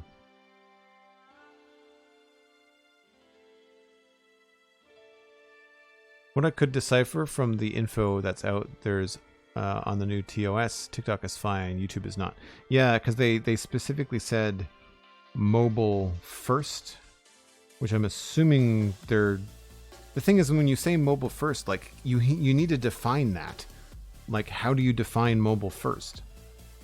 You know, because all of these streaming applications have got a mobile website or a mobile app, and they have a website as well.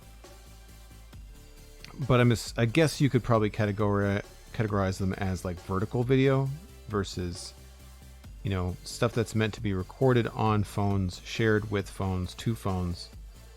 Because I mean, like, I don't watch TikTok on the computer very much. Every now and again, I'll like bookmark something and send myself a recipe, and if I want to like look at it further and make some notes, I might bring it up on the computer instead.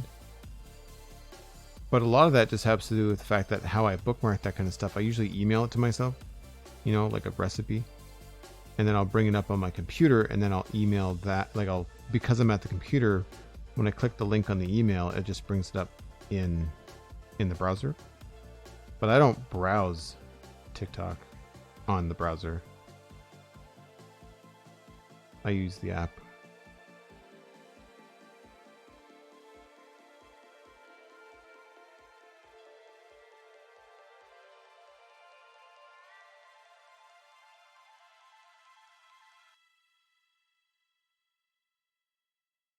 I guess the question then becomes like, okay, well, sure, I'm allowed to then stream to TikTok, but like, can I then, like, will that be enough? You know, I mean, I guess the thing is just test it and see what happens. Will that be enough to grow the channel? Will there be enough interest? Because I don't post on TikTok at all. So I don't know whether just doing a live stream on TikTok would be enough.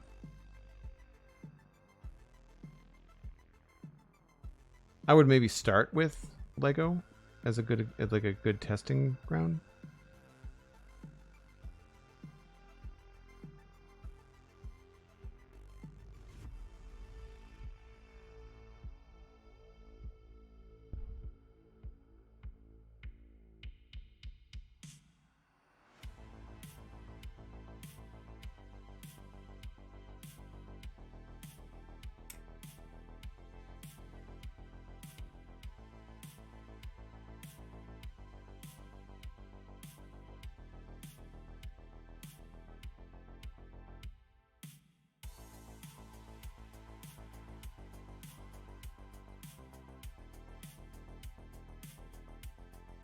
Actually, you know what? Let's put the white over here.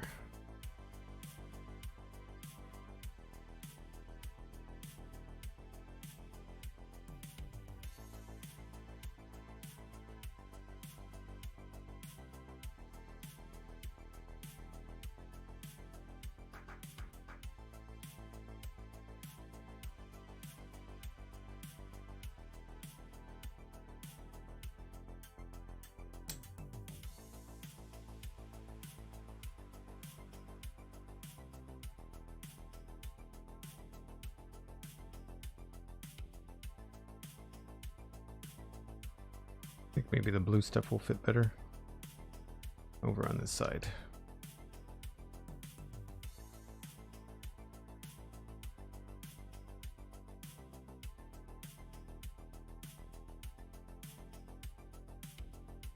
Thought TikTok was just clips, super fast paced stuff, but then I don't use it at all. No, there's people do live streams on there all the time, and the live streams on TikTok are really slow.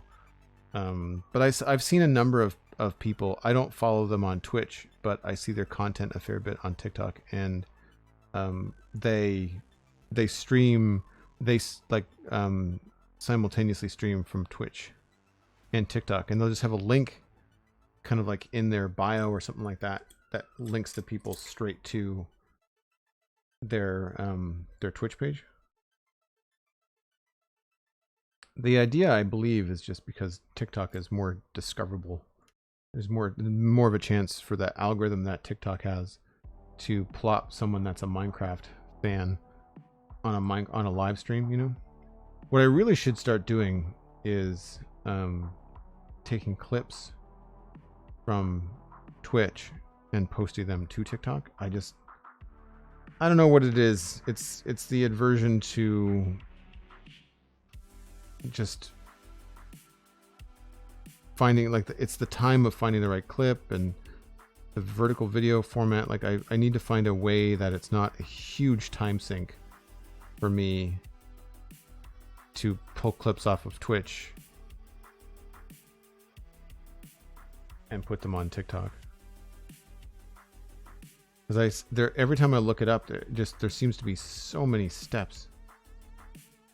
And all of these automated things or tools that are out there, they all very much focus on the fact that you have a face cam on your Twitch stream.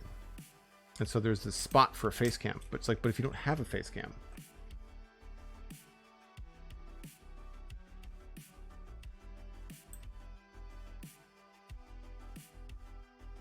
then there's this just giant empty spot in the video format, you know, or video template, I should say.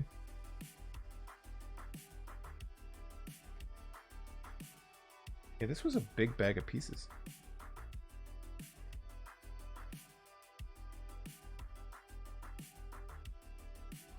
I mean, they're both labeled bag number 2. I couldn't open one and not the other.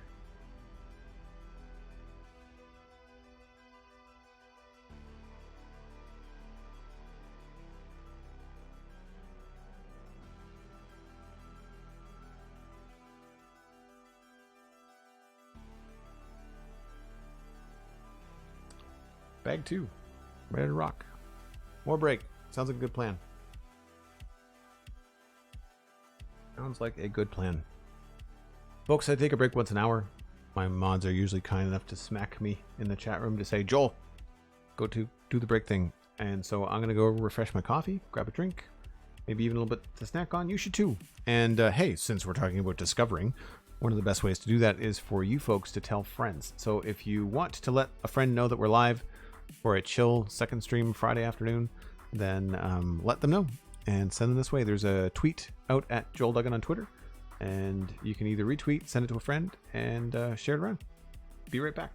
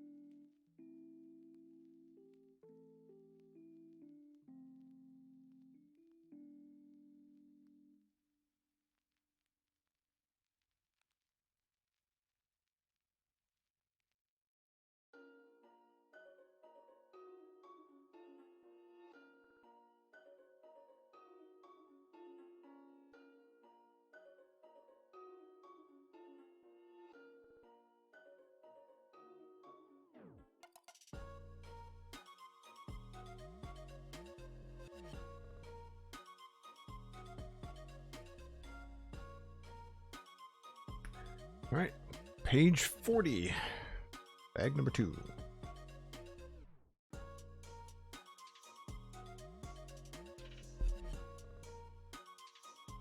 Really don't have a lot of room.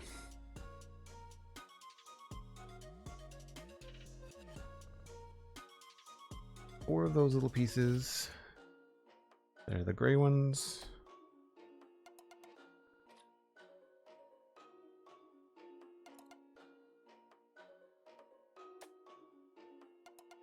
And all 6 of these.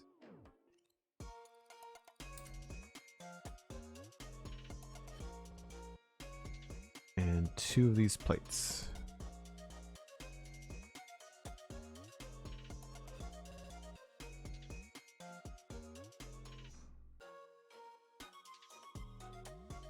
I gotta figure out where it all goes.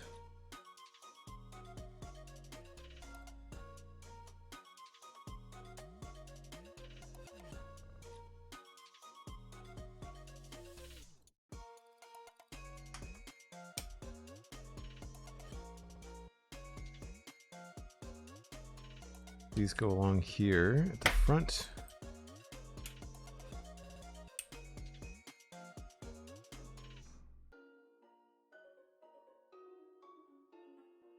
We've got 2 where the yellow pieces are.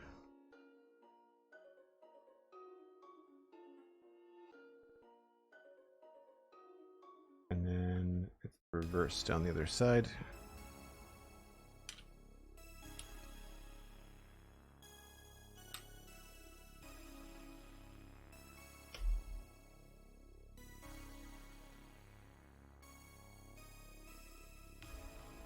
Like it so. Hey Joel, is there a link to your playlist? No, but you can go to Stream Beats. I believe it's .com, but Stream Beats. Harris Heller. A lot of this is from their royalty-free thing. This is all on. I have an Apple Music subscription for my own personal use, and so I just use that to make a playlist from these from his playlists, and then I can stream it to my computer, so I didn't have to download everything. There's a couple of tracks, like this song from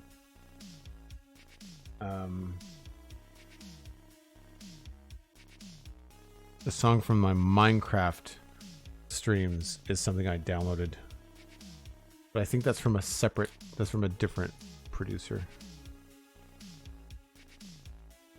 Yeah, Stream Beats by Harris Heller. And I was probably listening to synthwave stuff. Probably there might even be some hip hop in there. But it's all non-verbal, like no lyrics and copyright free.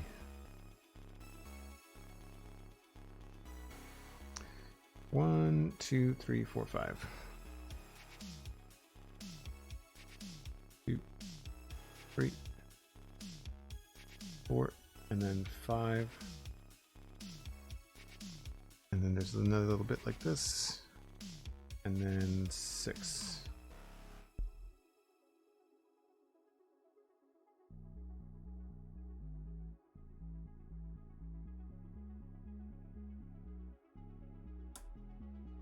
We have to do 2 of these. 2, 3, 4.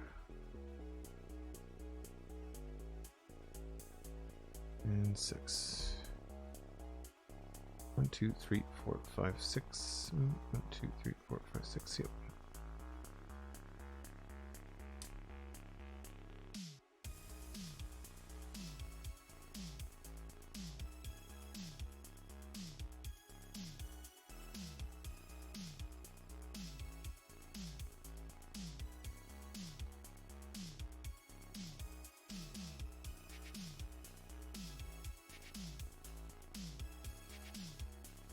The Minecraft starting soon break time song is from the Upbeat website. You're right.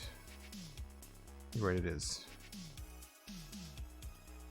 And I get tagged all the time on YouTube for that having a copyright. It drives me nuts. Not that I'm collecting any money on YouTube, because the Joel Duggan VODs channel on YouTube is still only at 800 subs, and I need it to be 1,000 subs. The watch time is there because of how long the videos are, but I need it to get to 1,000 subscriptions. So if you're listening to this and you're not subscribed to the Joel Duggan VODs channel on YouTube, then please do. It's free. And if I can get myself up to the proper number of subscriptions, then that's just another way that I can support myself while I do this. Ah, so this is kind of like the undercarriage part. Cool.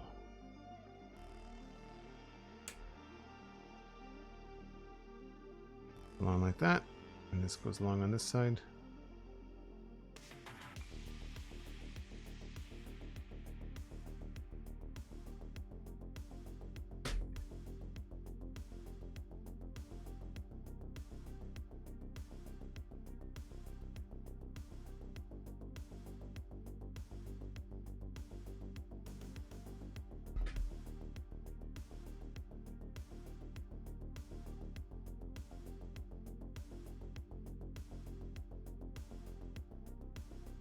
Four of these ones, all 9 of those, 1 of these big ones, 1 red sheet. Very interesting pattern. The yellow, this black piece, I guess we'll start with the yellow pieces, probably makes sense.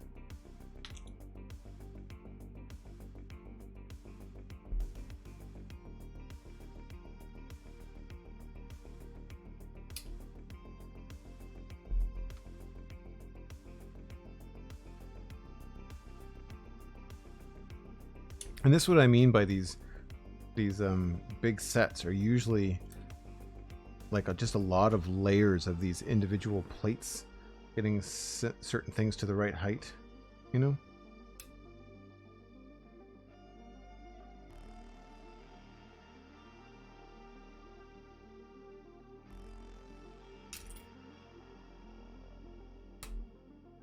And then we've got single piece down the middle. Single piece down each side.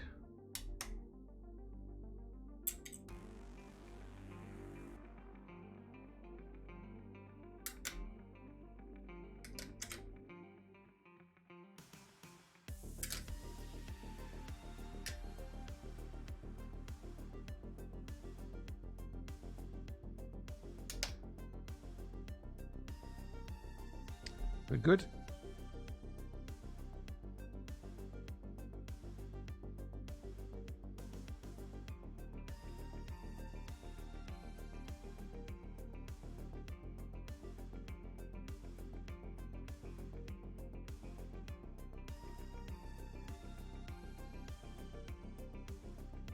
Blue piece and the other green piece.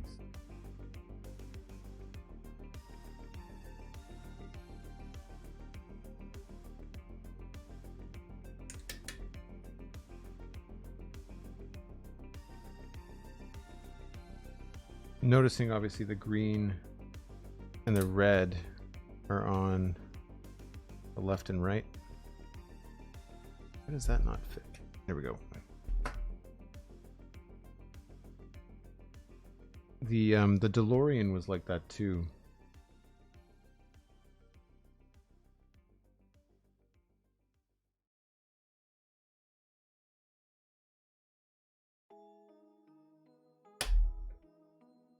It helped when you were flipping it over.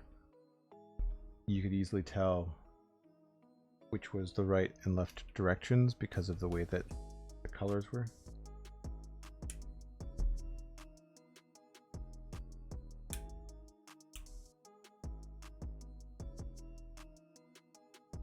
Another wheel.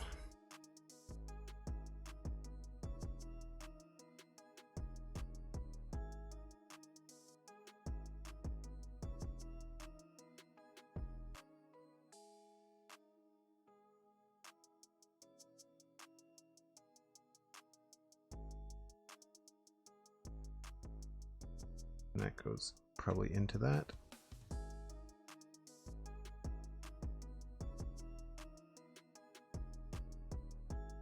More moving parts, always cool. You love watching the layers come together for a build? Yeah, I believe so. I like that too.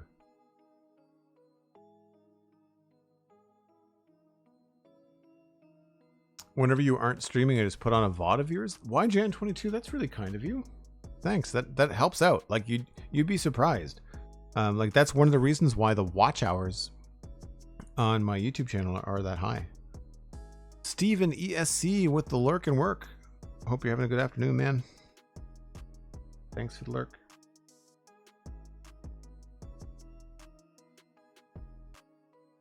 As the other local LEGO streamer and one who focuses on vehicles, I imagine this would be really cool for you to check out. Wait, do you have this set too? I mean, I know you're lurking.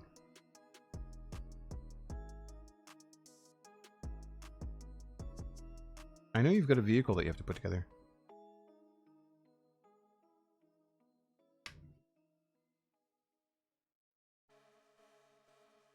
Big chunky piece now. 2 of these. And those 2 right there. These go around, oops, here.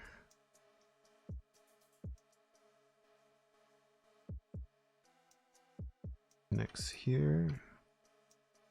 I always find it strange when there's a gap.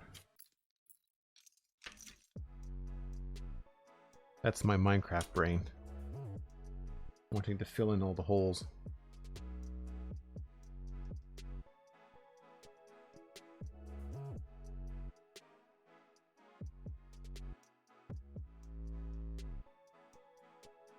I'm actually working on this same build with my sons right now off stream. We finished stage 3 so far. Oh, very cool. So I'm only on the second pack. This was fun. The steering mechanism in the front was cool. I thought you said that you had this.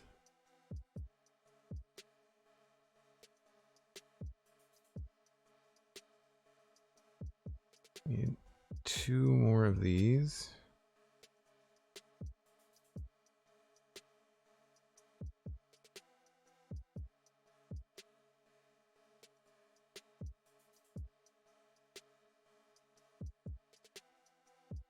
These 2. This big chunky thing. This and 2 of these. So I'll have to pay attention to how this goes. This goes on short end here. That. And then the rest of this stuff is all like up at the end here.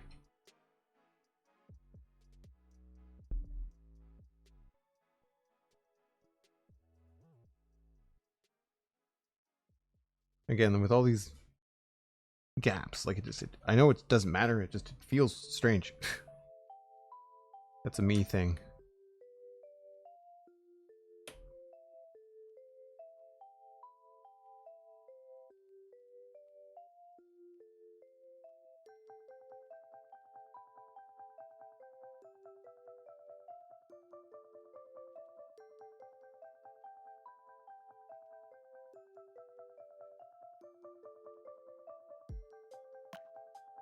That bent piece makes for a very cool movable part. Yeah, it's the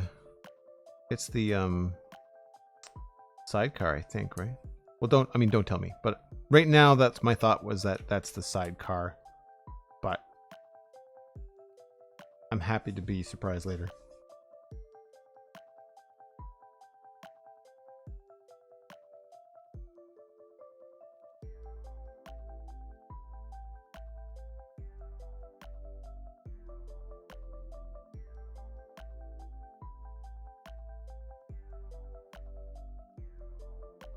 Okay, so we need one of these. 2 of these.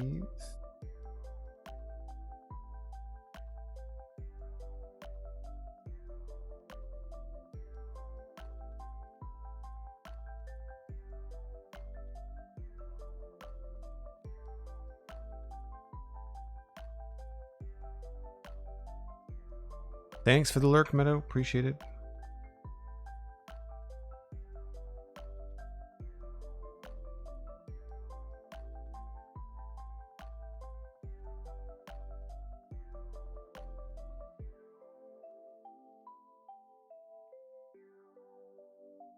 That piece goes here.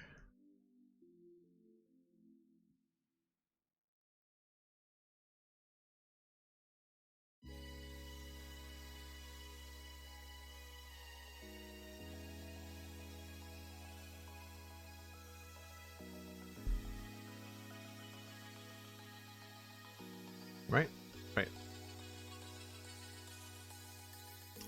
Aldebar, how's it going? And Kazman, good to see you. Thanks for coming by.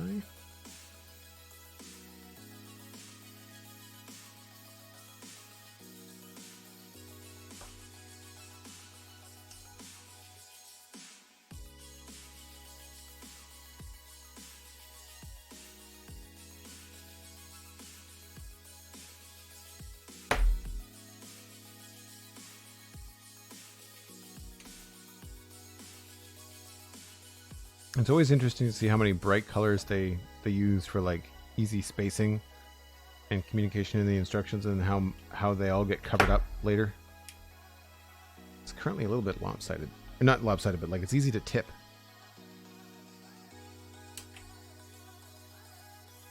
That feels... Oh, that lines up.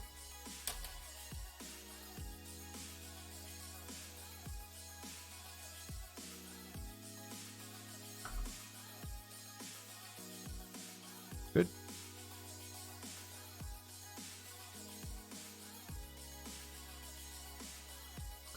Won't spoil it, but that part, once the mechanism is fully built, seems to work quite well. Very cool. That's awesome.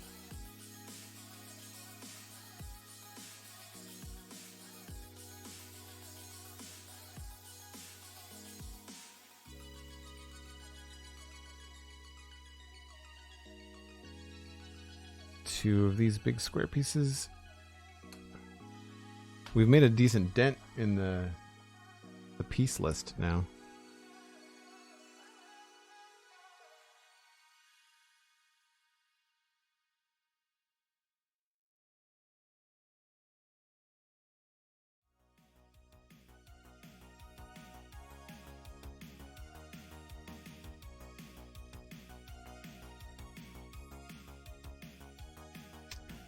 That doesn't seem right.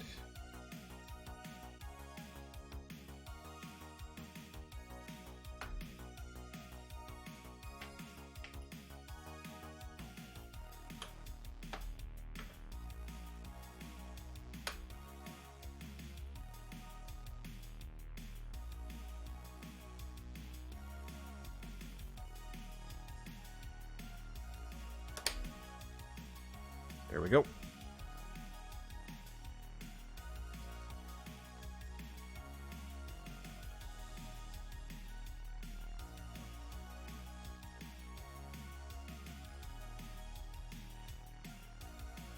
And then this goes across the top of that.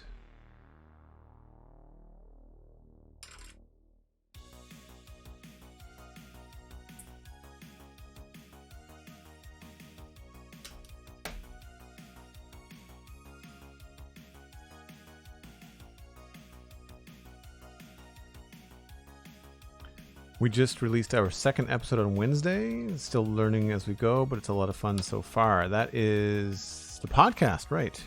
What's the name of it again? It's about Halcyon Heights, but it's Halcyon something, right? There are folks in the chat that might want to look it up on their favorite podcast app. A View from the Heights is the name of the podcast. Cool. I'm glad that that's going well. hopefully you're enjoying it. Like, that's the main part. If you're enjoying it, then that usually comes through to an audience.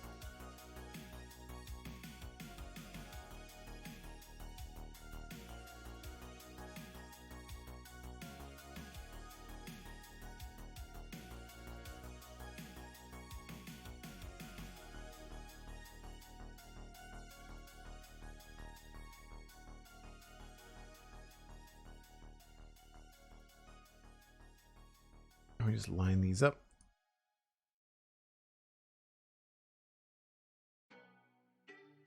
I hear some lawn work happening outside. I'm not sure whether that's my property or whether it's my neighbor.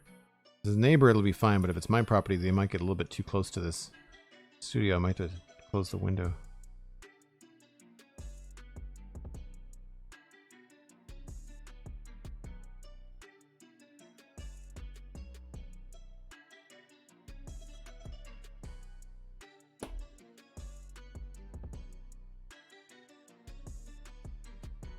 You can find the podcast and all sorts of cool information about Halcyon Heights and the wonderful people that play on here at halcyonheights.wordpress.com. Thanks for the link, Cosmic. Why Gen 22? I believe that A View from the Heights is a podcast that might cover the events, plans, or builds of the Halcyon Heights Minecraft server. Correct me if I'm wrong, Aldebar. I'm nowhere near my computer, so like I can't follow the link to look it up. 1, 2, 3. A red piece. And this piece goes in here. Nice. And then this goes here.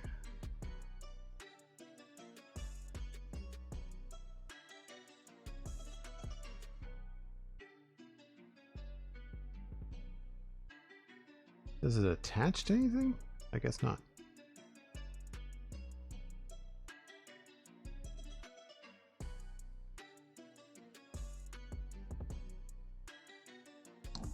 Trust the process.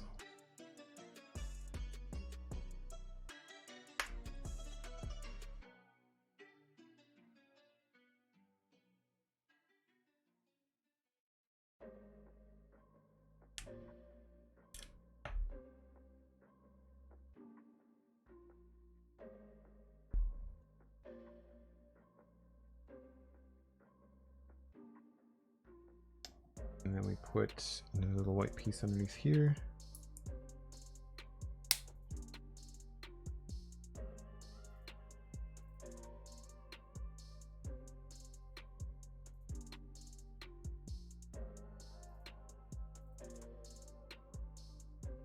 And then we've got this big square piece.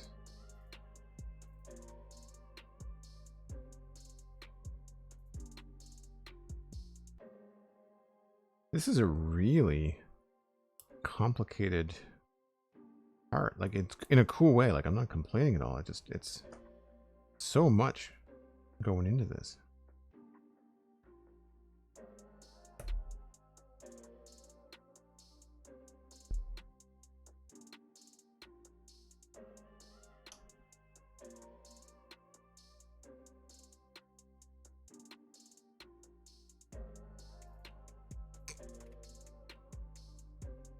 That's that part.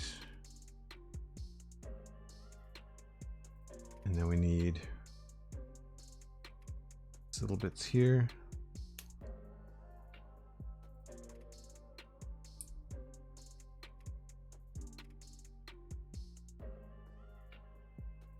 I believe that's right. Uh-oh.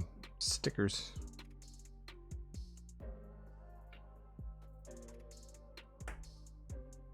Now I'm going to figure out which sticker this is. 7. One of 6 identical number 7s. Oh, they are transparent. That's really interesting. This is the first time I've ever dealt with this in LEGO, where the sticker itself isn't the same color as the piece. the sticker is just a clear bit, I think that's a very smart way to go. Certainly more forgiving. Although now I've got a couple of fingerprints on it, I think.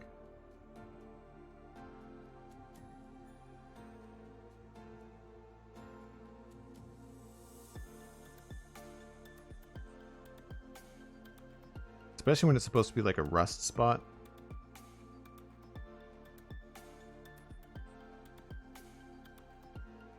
Definitely more forgiving than having it be a white sticker that you can see the edges of. Good on you, Lego. Quite like that.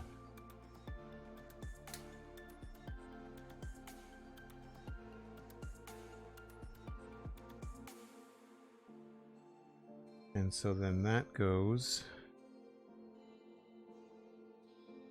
spots way.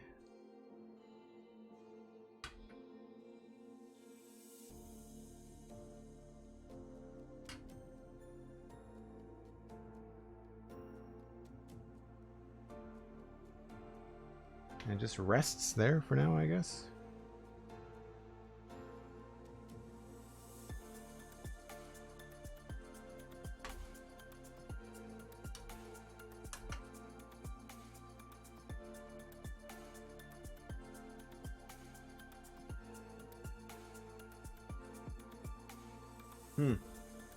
Not yet sure.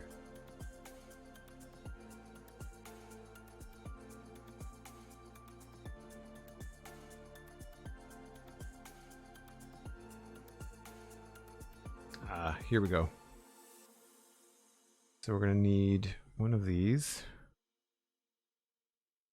Spring loaded.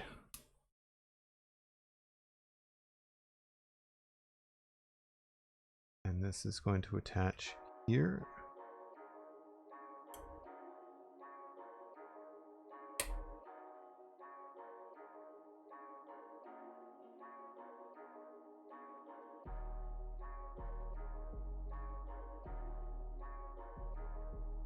That wasn't a bad sticker, Cosmic, I will admit. Normally, they are the bane of my existence. They're definitely the part of the Lego build where I have to let go and realize it is not going to be perfect.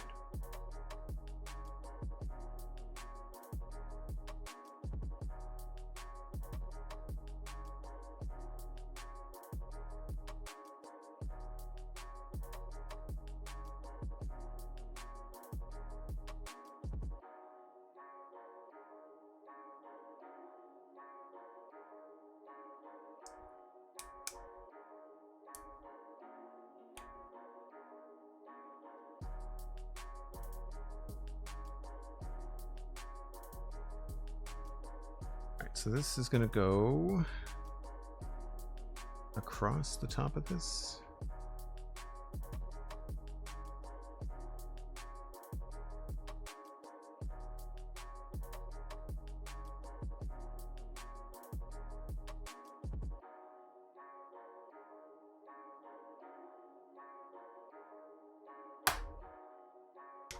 And this goes here.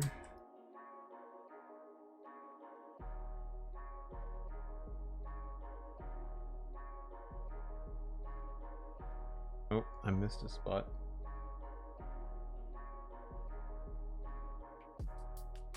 Oh no, that's new right now. Okay. Way up in the corner.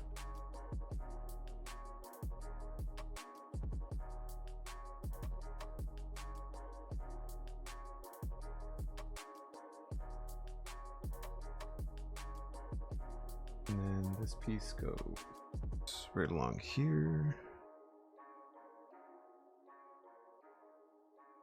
I've got the long piece, two of those. Third one is there. That piece, and then the other two. Okay.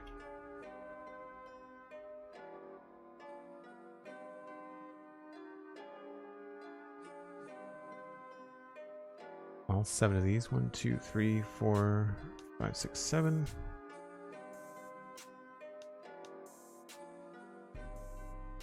And 4 of these.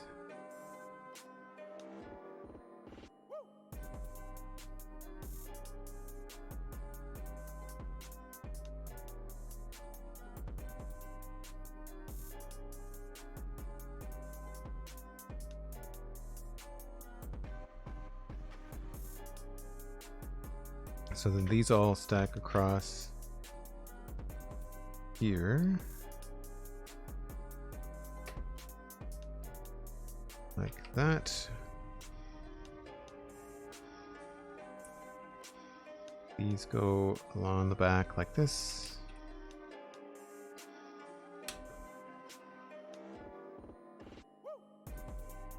It's starting to have some surfaces that you feel are either finished because they're visible or smooth because they need to have some sort of sliding mechanism inside and the studs would catch, and so they're using plates.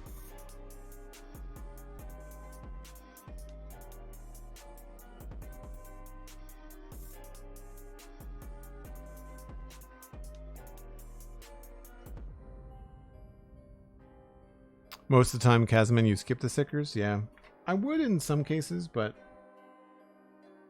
I'm okay with it in others. Ah, it does indeed look like it's the sidecar because we're going to build a little seat. It looks like that.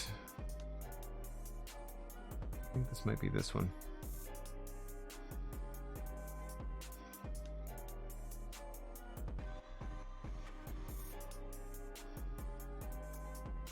I've not seen any little bits of information throughout the manual. Usually, like with the DeLorean, there's all these cool behind the scenes little snippets, but I haven't seen any in this.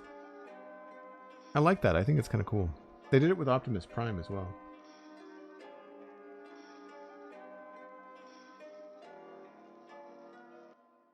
Then we've got another plate.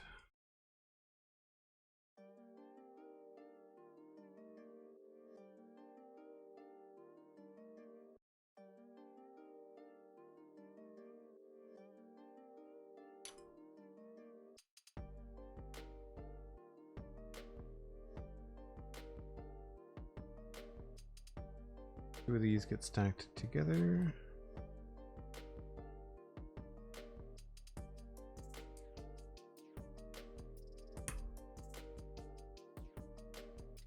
At the angle.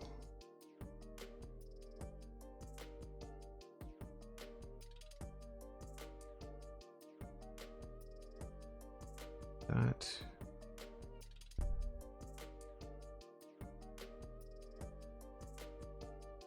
We're getting down to it now. All of a sudden, the whole bag just disappeared.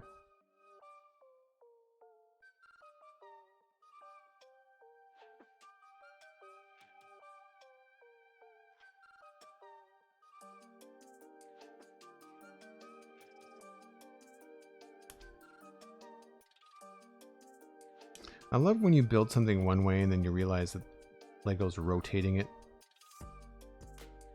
Right? Like all of a sudden, you're building it this way, but then you're like, oh, it gets attached.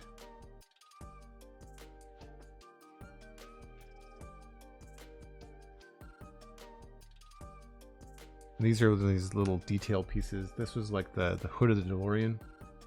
Had a lot of really cool small attachments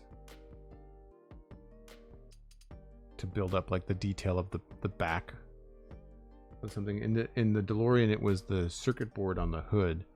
This is the back of the sidecar, side turret. I'm not sure what you want to call it.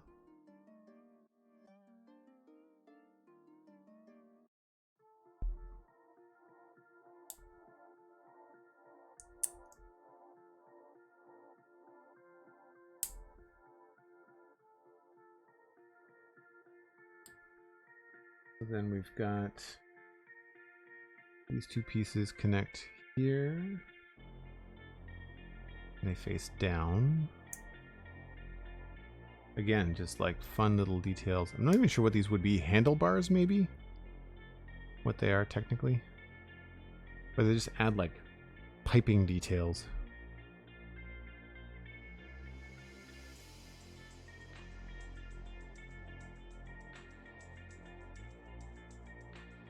Sticker's already on that, which I appreciate. And this goes on the back here. Goes central.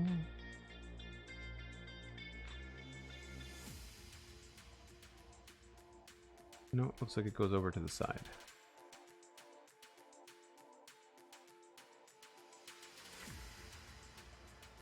At least I think that's how it goes.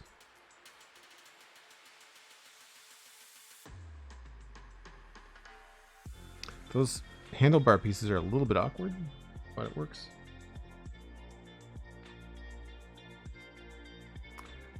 Then we use these pieces.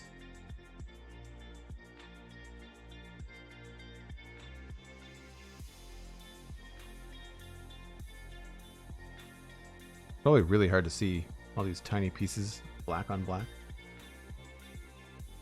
And this goes out to the side like this.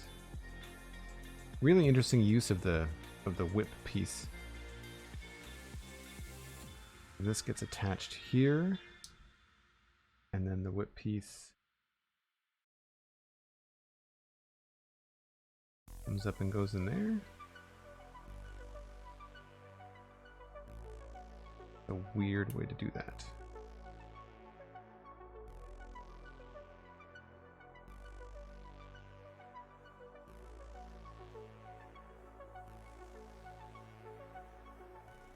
Wonder if there's a better way to have that twisted.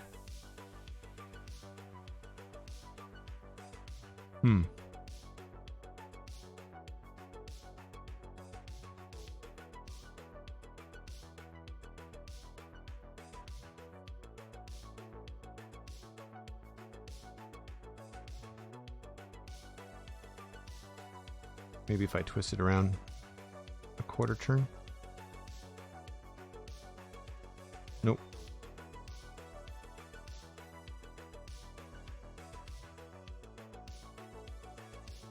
Remember that with the DeLorean as well. The cables didn't really twist the way that you expected them to.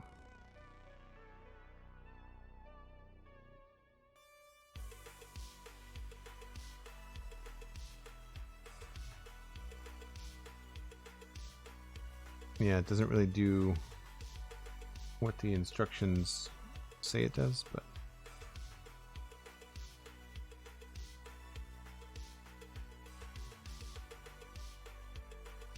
definitely a warped whip now.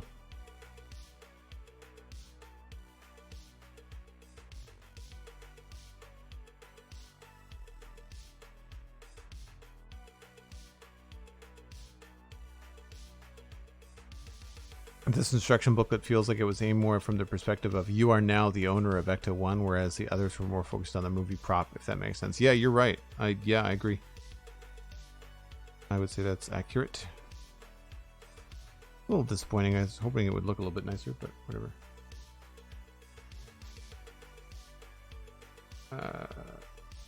So we flip it around.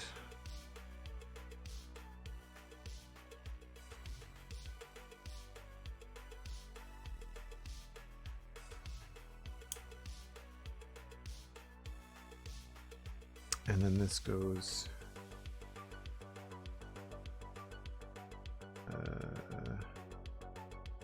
well, that's really I'm also missing. That's not good. I feel like there's a lot of pieces here left over. I'll have to go backtrack and see if I missed something.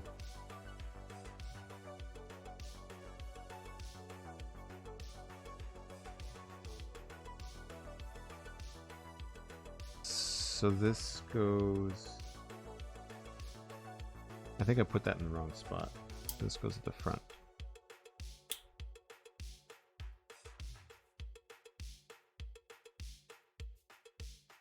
Yeah, and this goes over here like this. I guess the other two go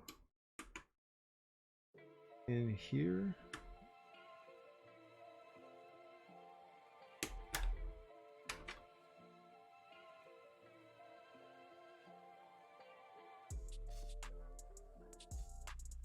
I've got a funny feeling I know what this is going to actually... It's going to rotate when it comes out, I think, which is cool. Because I remember correctly, in the movie she faces backwards when she's in it, and then it comes out and it rotates into place.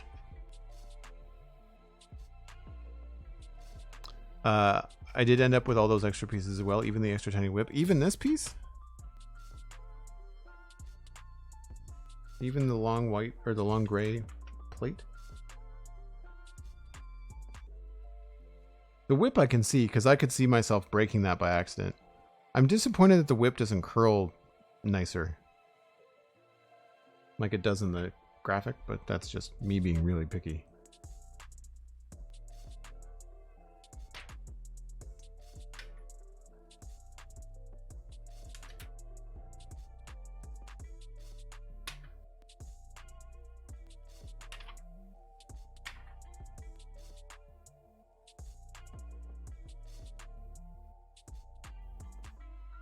Did I miss? I totally missed a part on it. I totally missed a part on this thing. And now I can't get it out.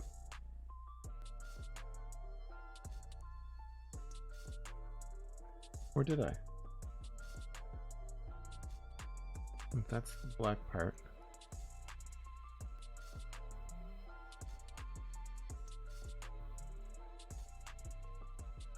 Can't see.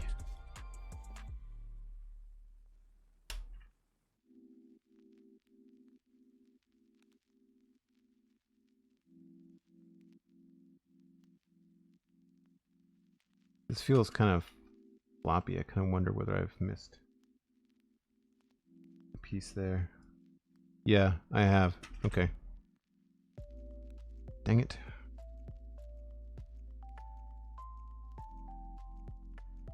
Remember how this goes.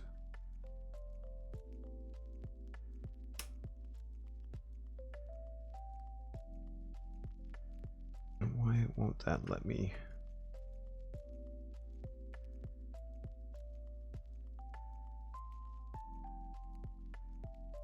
Yep.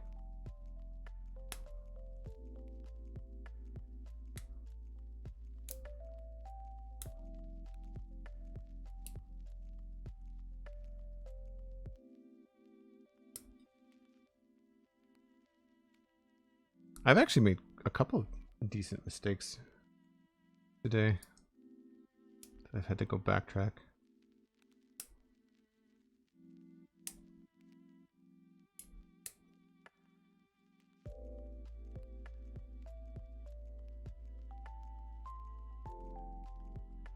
That looks right. But this is facing the wrong way.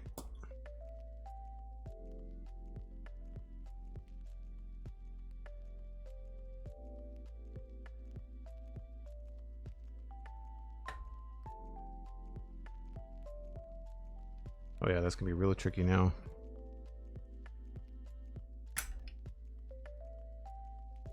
I can only imagine how complicated it's gonna be to put the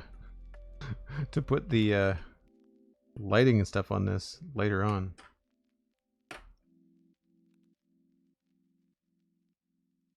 That piece goes in like that. Then we build this thing. This piece goes in on top of this, but under that. And that's before I put all these on.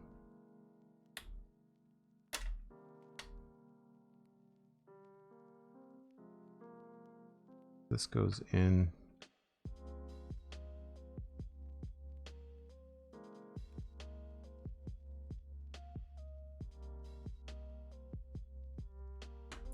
Yeah, it's much more snug. That feels more like it. More like it should.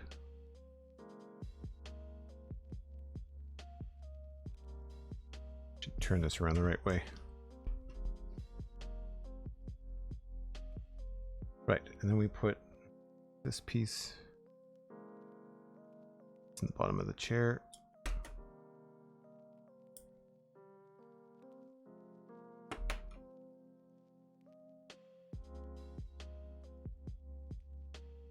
Sam201, hello, welcome in. I found with these instructions that there are so many black pieces that we missed placing a number of them as well. Yeah, I missed a couple of black pieces earlier too, yeah. I don't like the black instruction book. I prefer the gray. background. And Steven, you as a graphic designer probably have some thoughts. I found that the front of the book was incredibly inconsistent with, like, I thought cool retro, and it's like, nope, not retro at all. Very much like movie promotion stuff. And then it goes into more like what we've seen from Lego in the past. And then it goes into weird retro stuff again. And then Lego stuff, and then weird retro stuff again. Like, it feels very inconsistent, which is weird for Lego. Usually their stuff is really, like, really spot on.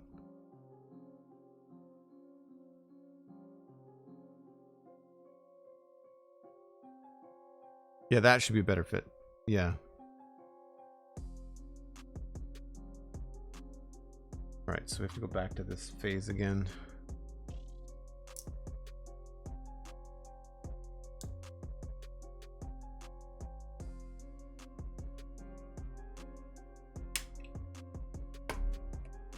That goes there.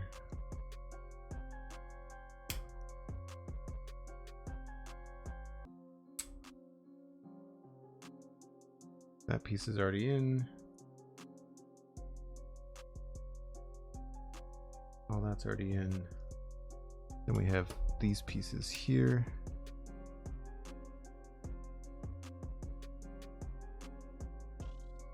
That piece.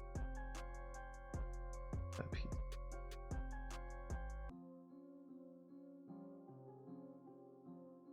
It's weird that I still have that much, but if that was what Steven you had left over, then that makes sense.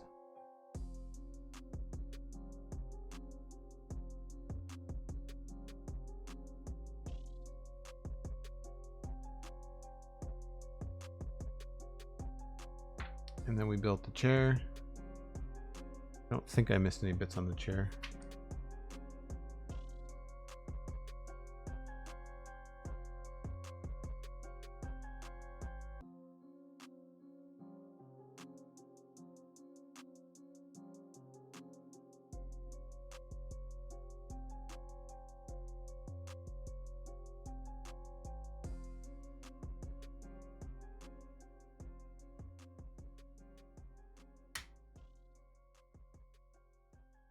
That all looks right.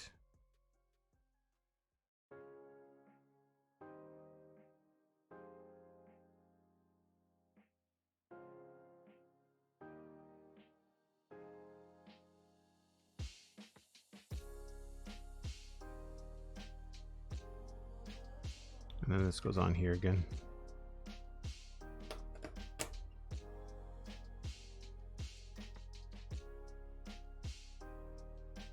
Yeah, I can see something's gonna happen here. Oh, yeah, it does rotate. That's cool.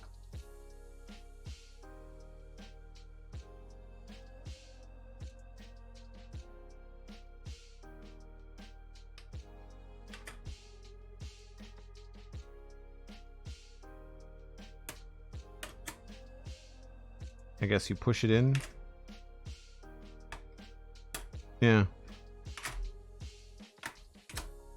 I like the snap. That's cool.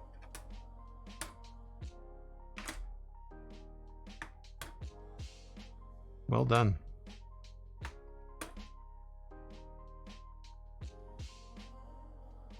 Yeah, give it a look from this side of the camera.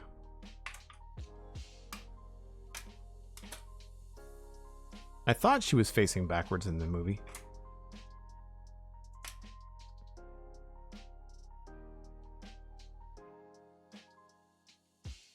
Take it easy, Obu. We're wrapping up here too. Elkhorn, the ECTO-1 goes well. Thanks very much. The mighty Elkhorn, everyone.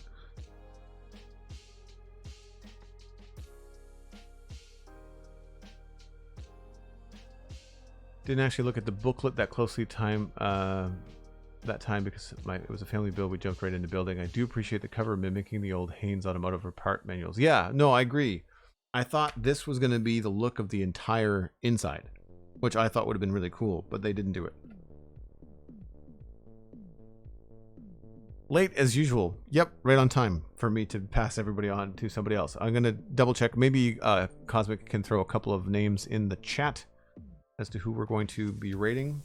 But so far, as I predicted, it's mostly undercarriage and support structure, but we did do some cool stuff with the steering mechanism and the side turret. Very neat way to finish up the stream. I'm really glad that they included that in the first couple of bags because it made it more of an interesting build. We'll be back next Friday, of course, with bag 3. We do tend to go about 2 bags per stream. This is probably going to be a good 6 weeks working on this. I'm really looking forward to it. Thank you again to Cosmic Dancer for supplying and gifting this to me for my birthday in April. I very much appreciate it, Cosmic. And thanks to Cosmic for modding today and for the donations. And to anybody else that supported the stream today with a sub or bits or a donation, I very much appreciate it. Streamlabs donations are a great way to support your favorite streamer. A lot of the time it goes through PayPal, which is a very, very small commission. And then the rest of it goes to your favorite streamer. Same with Patreon. Patreon's another great way. And that's patreon.com/JoelDuggan. You can join the Discord that way. You can also look to maybe join a Minecraft server if that's something that you are interested in. That's also available via Patreon. And last but not least, I'm going to plug the Spawn Chunks and the Citadel Cafe podcasts. They are both free. They both have new episodes out this week. And I'm going to be editing a new episode of the Citadel Cafe shortly. So expect yet another episode coming your way. And then Steven, ESC in the chat, and I are going to be recording new next Wednesday. A new episode of the Citadel Cafe. So that should be a lot of fun. I'll be back tomorrow. That's Saturday at 1 o'clock Atlantic. That's UTC minus 3 hours with Minecraft. We'll be back in West Hill. We might be puttering around and doing a little bit more of 1.20 prep. Depends on how I'm feeling about where the keep is. We'll probably poke around the keep for the first hour and then spend the next hour or two working on some prep for 1.20 in terms of like bamboo farm and getting some more netherite rocking and rolling. I might enchant some of the stuff that I've got going and apply. Because I have to remember, not only do I have to collect the netherite, I have to apply it as well before we update to 1.20, hopefully next week. It all depends on where the mods are. But yeah, it was a good afternoon. Thank you so much for being here, folks. And we're going to pass you on to a LEGO streamer, not family friendly, just a heads up, building Baby Yoda. And that is Alacia Brina is the name of the Twitch channel that we're going to be rating. So be kind. Enjoy the rest of your afternoon. More LEGO coming your way, and I'll see you back here tomorrow. Bye for now.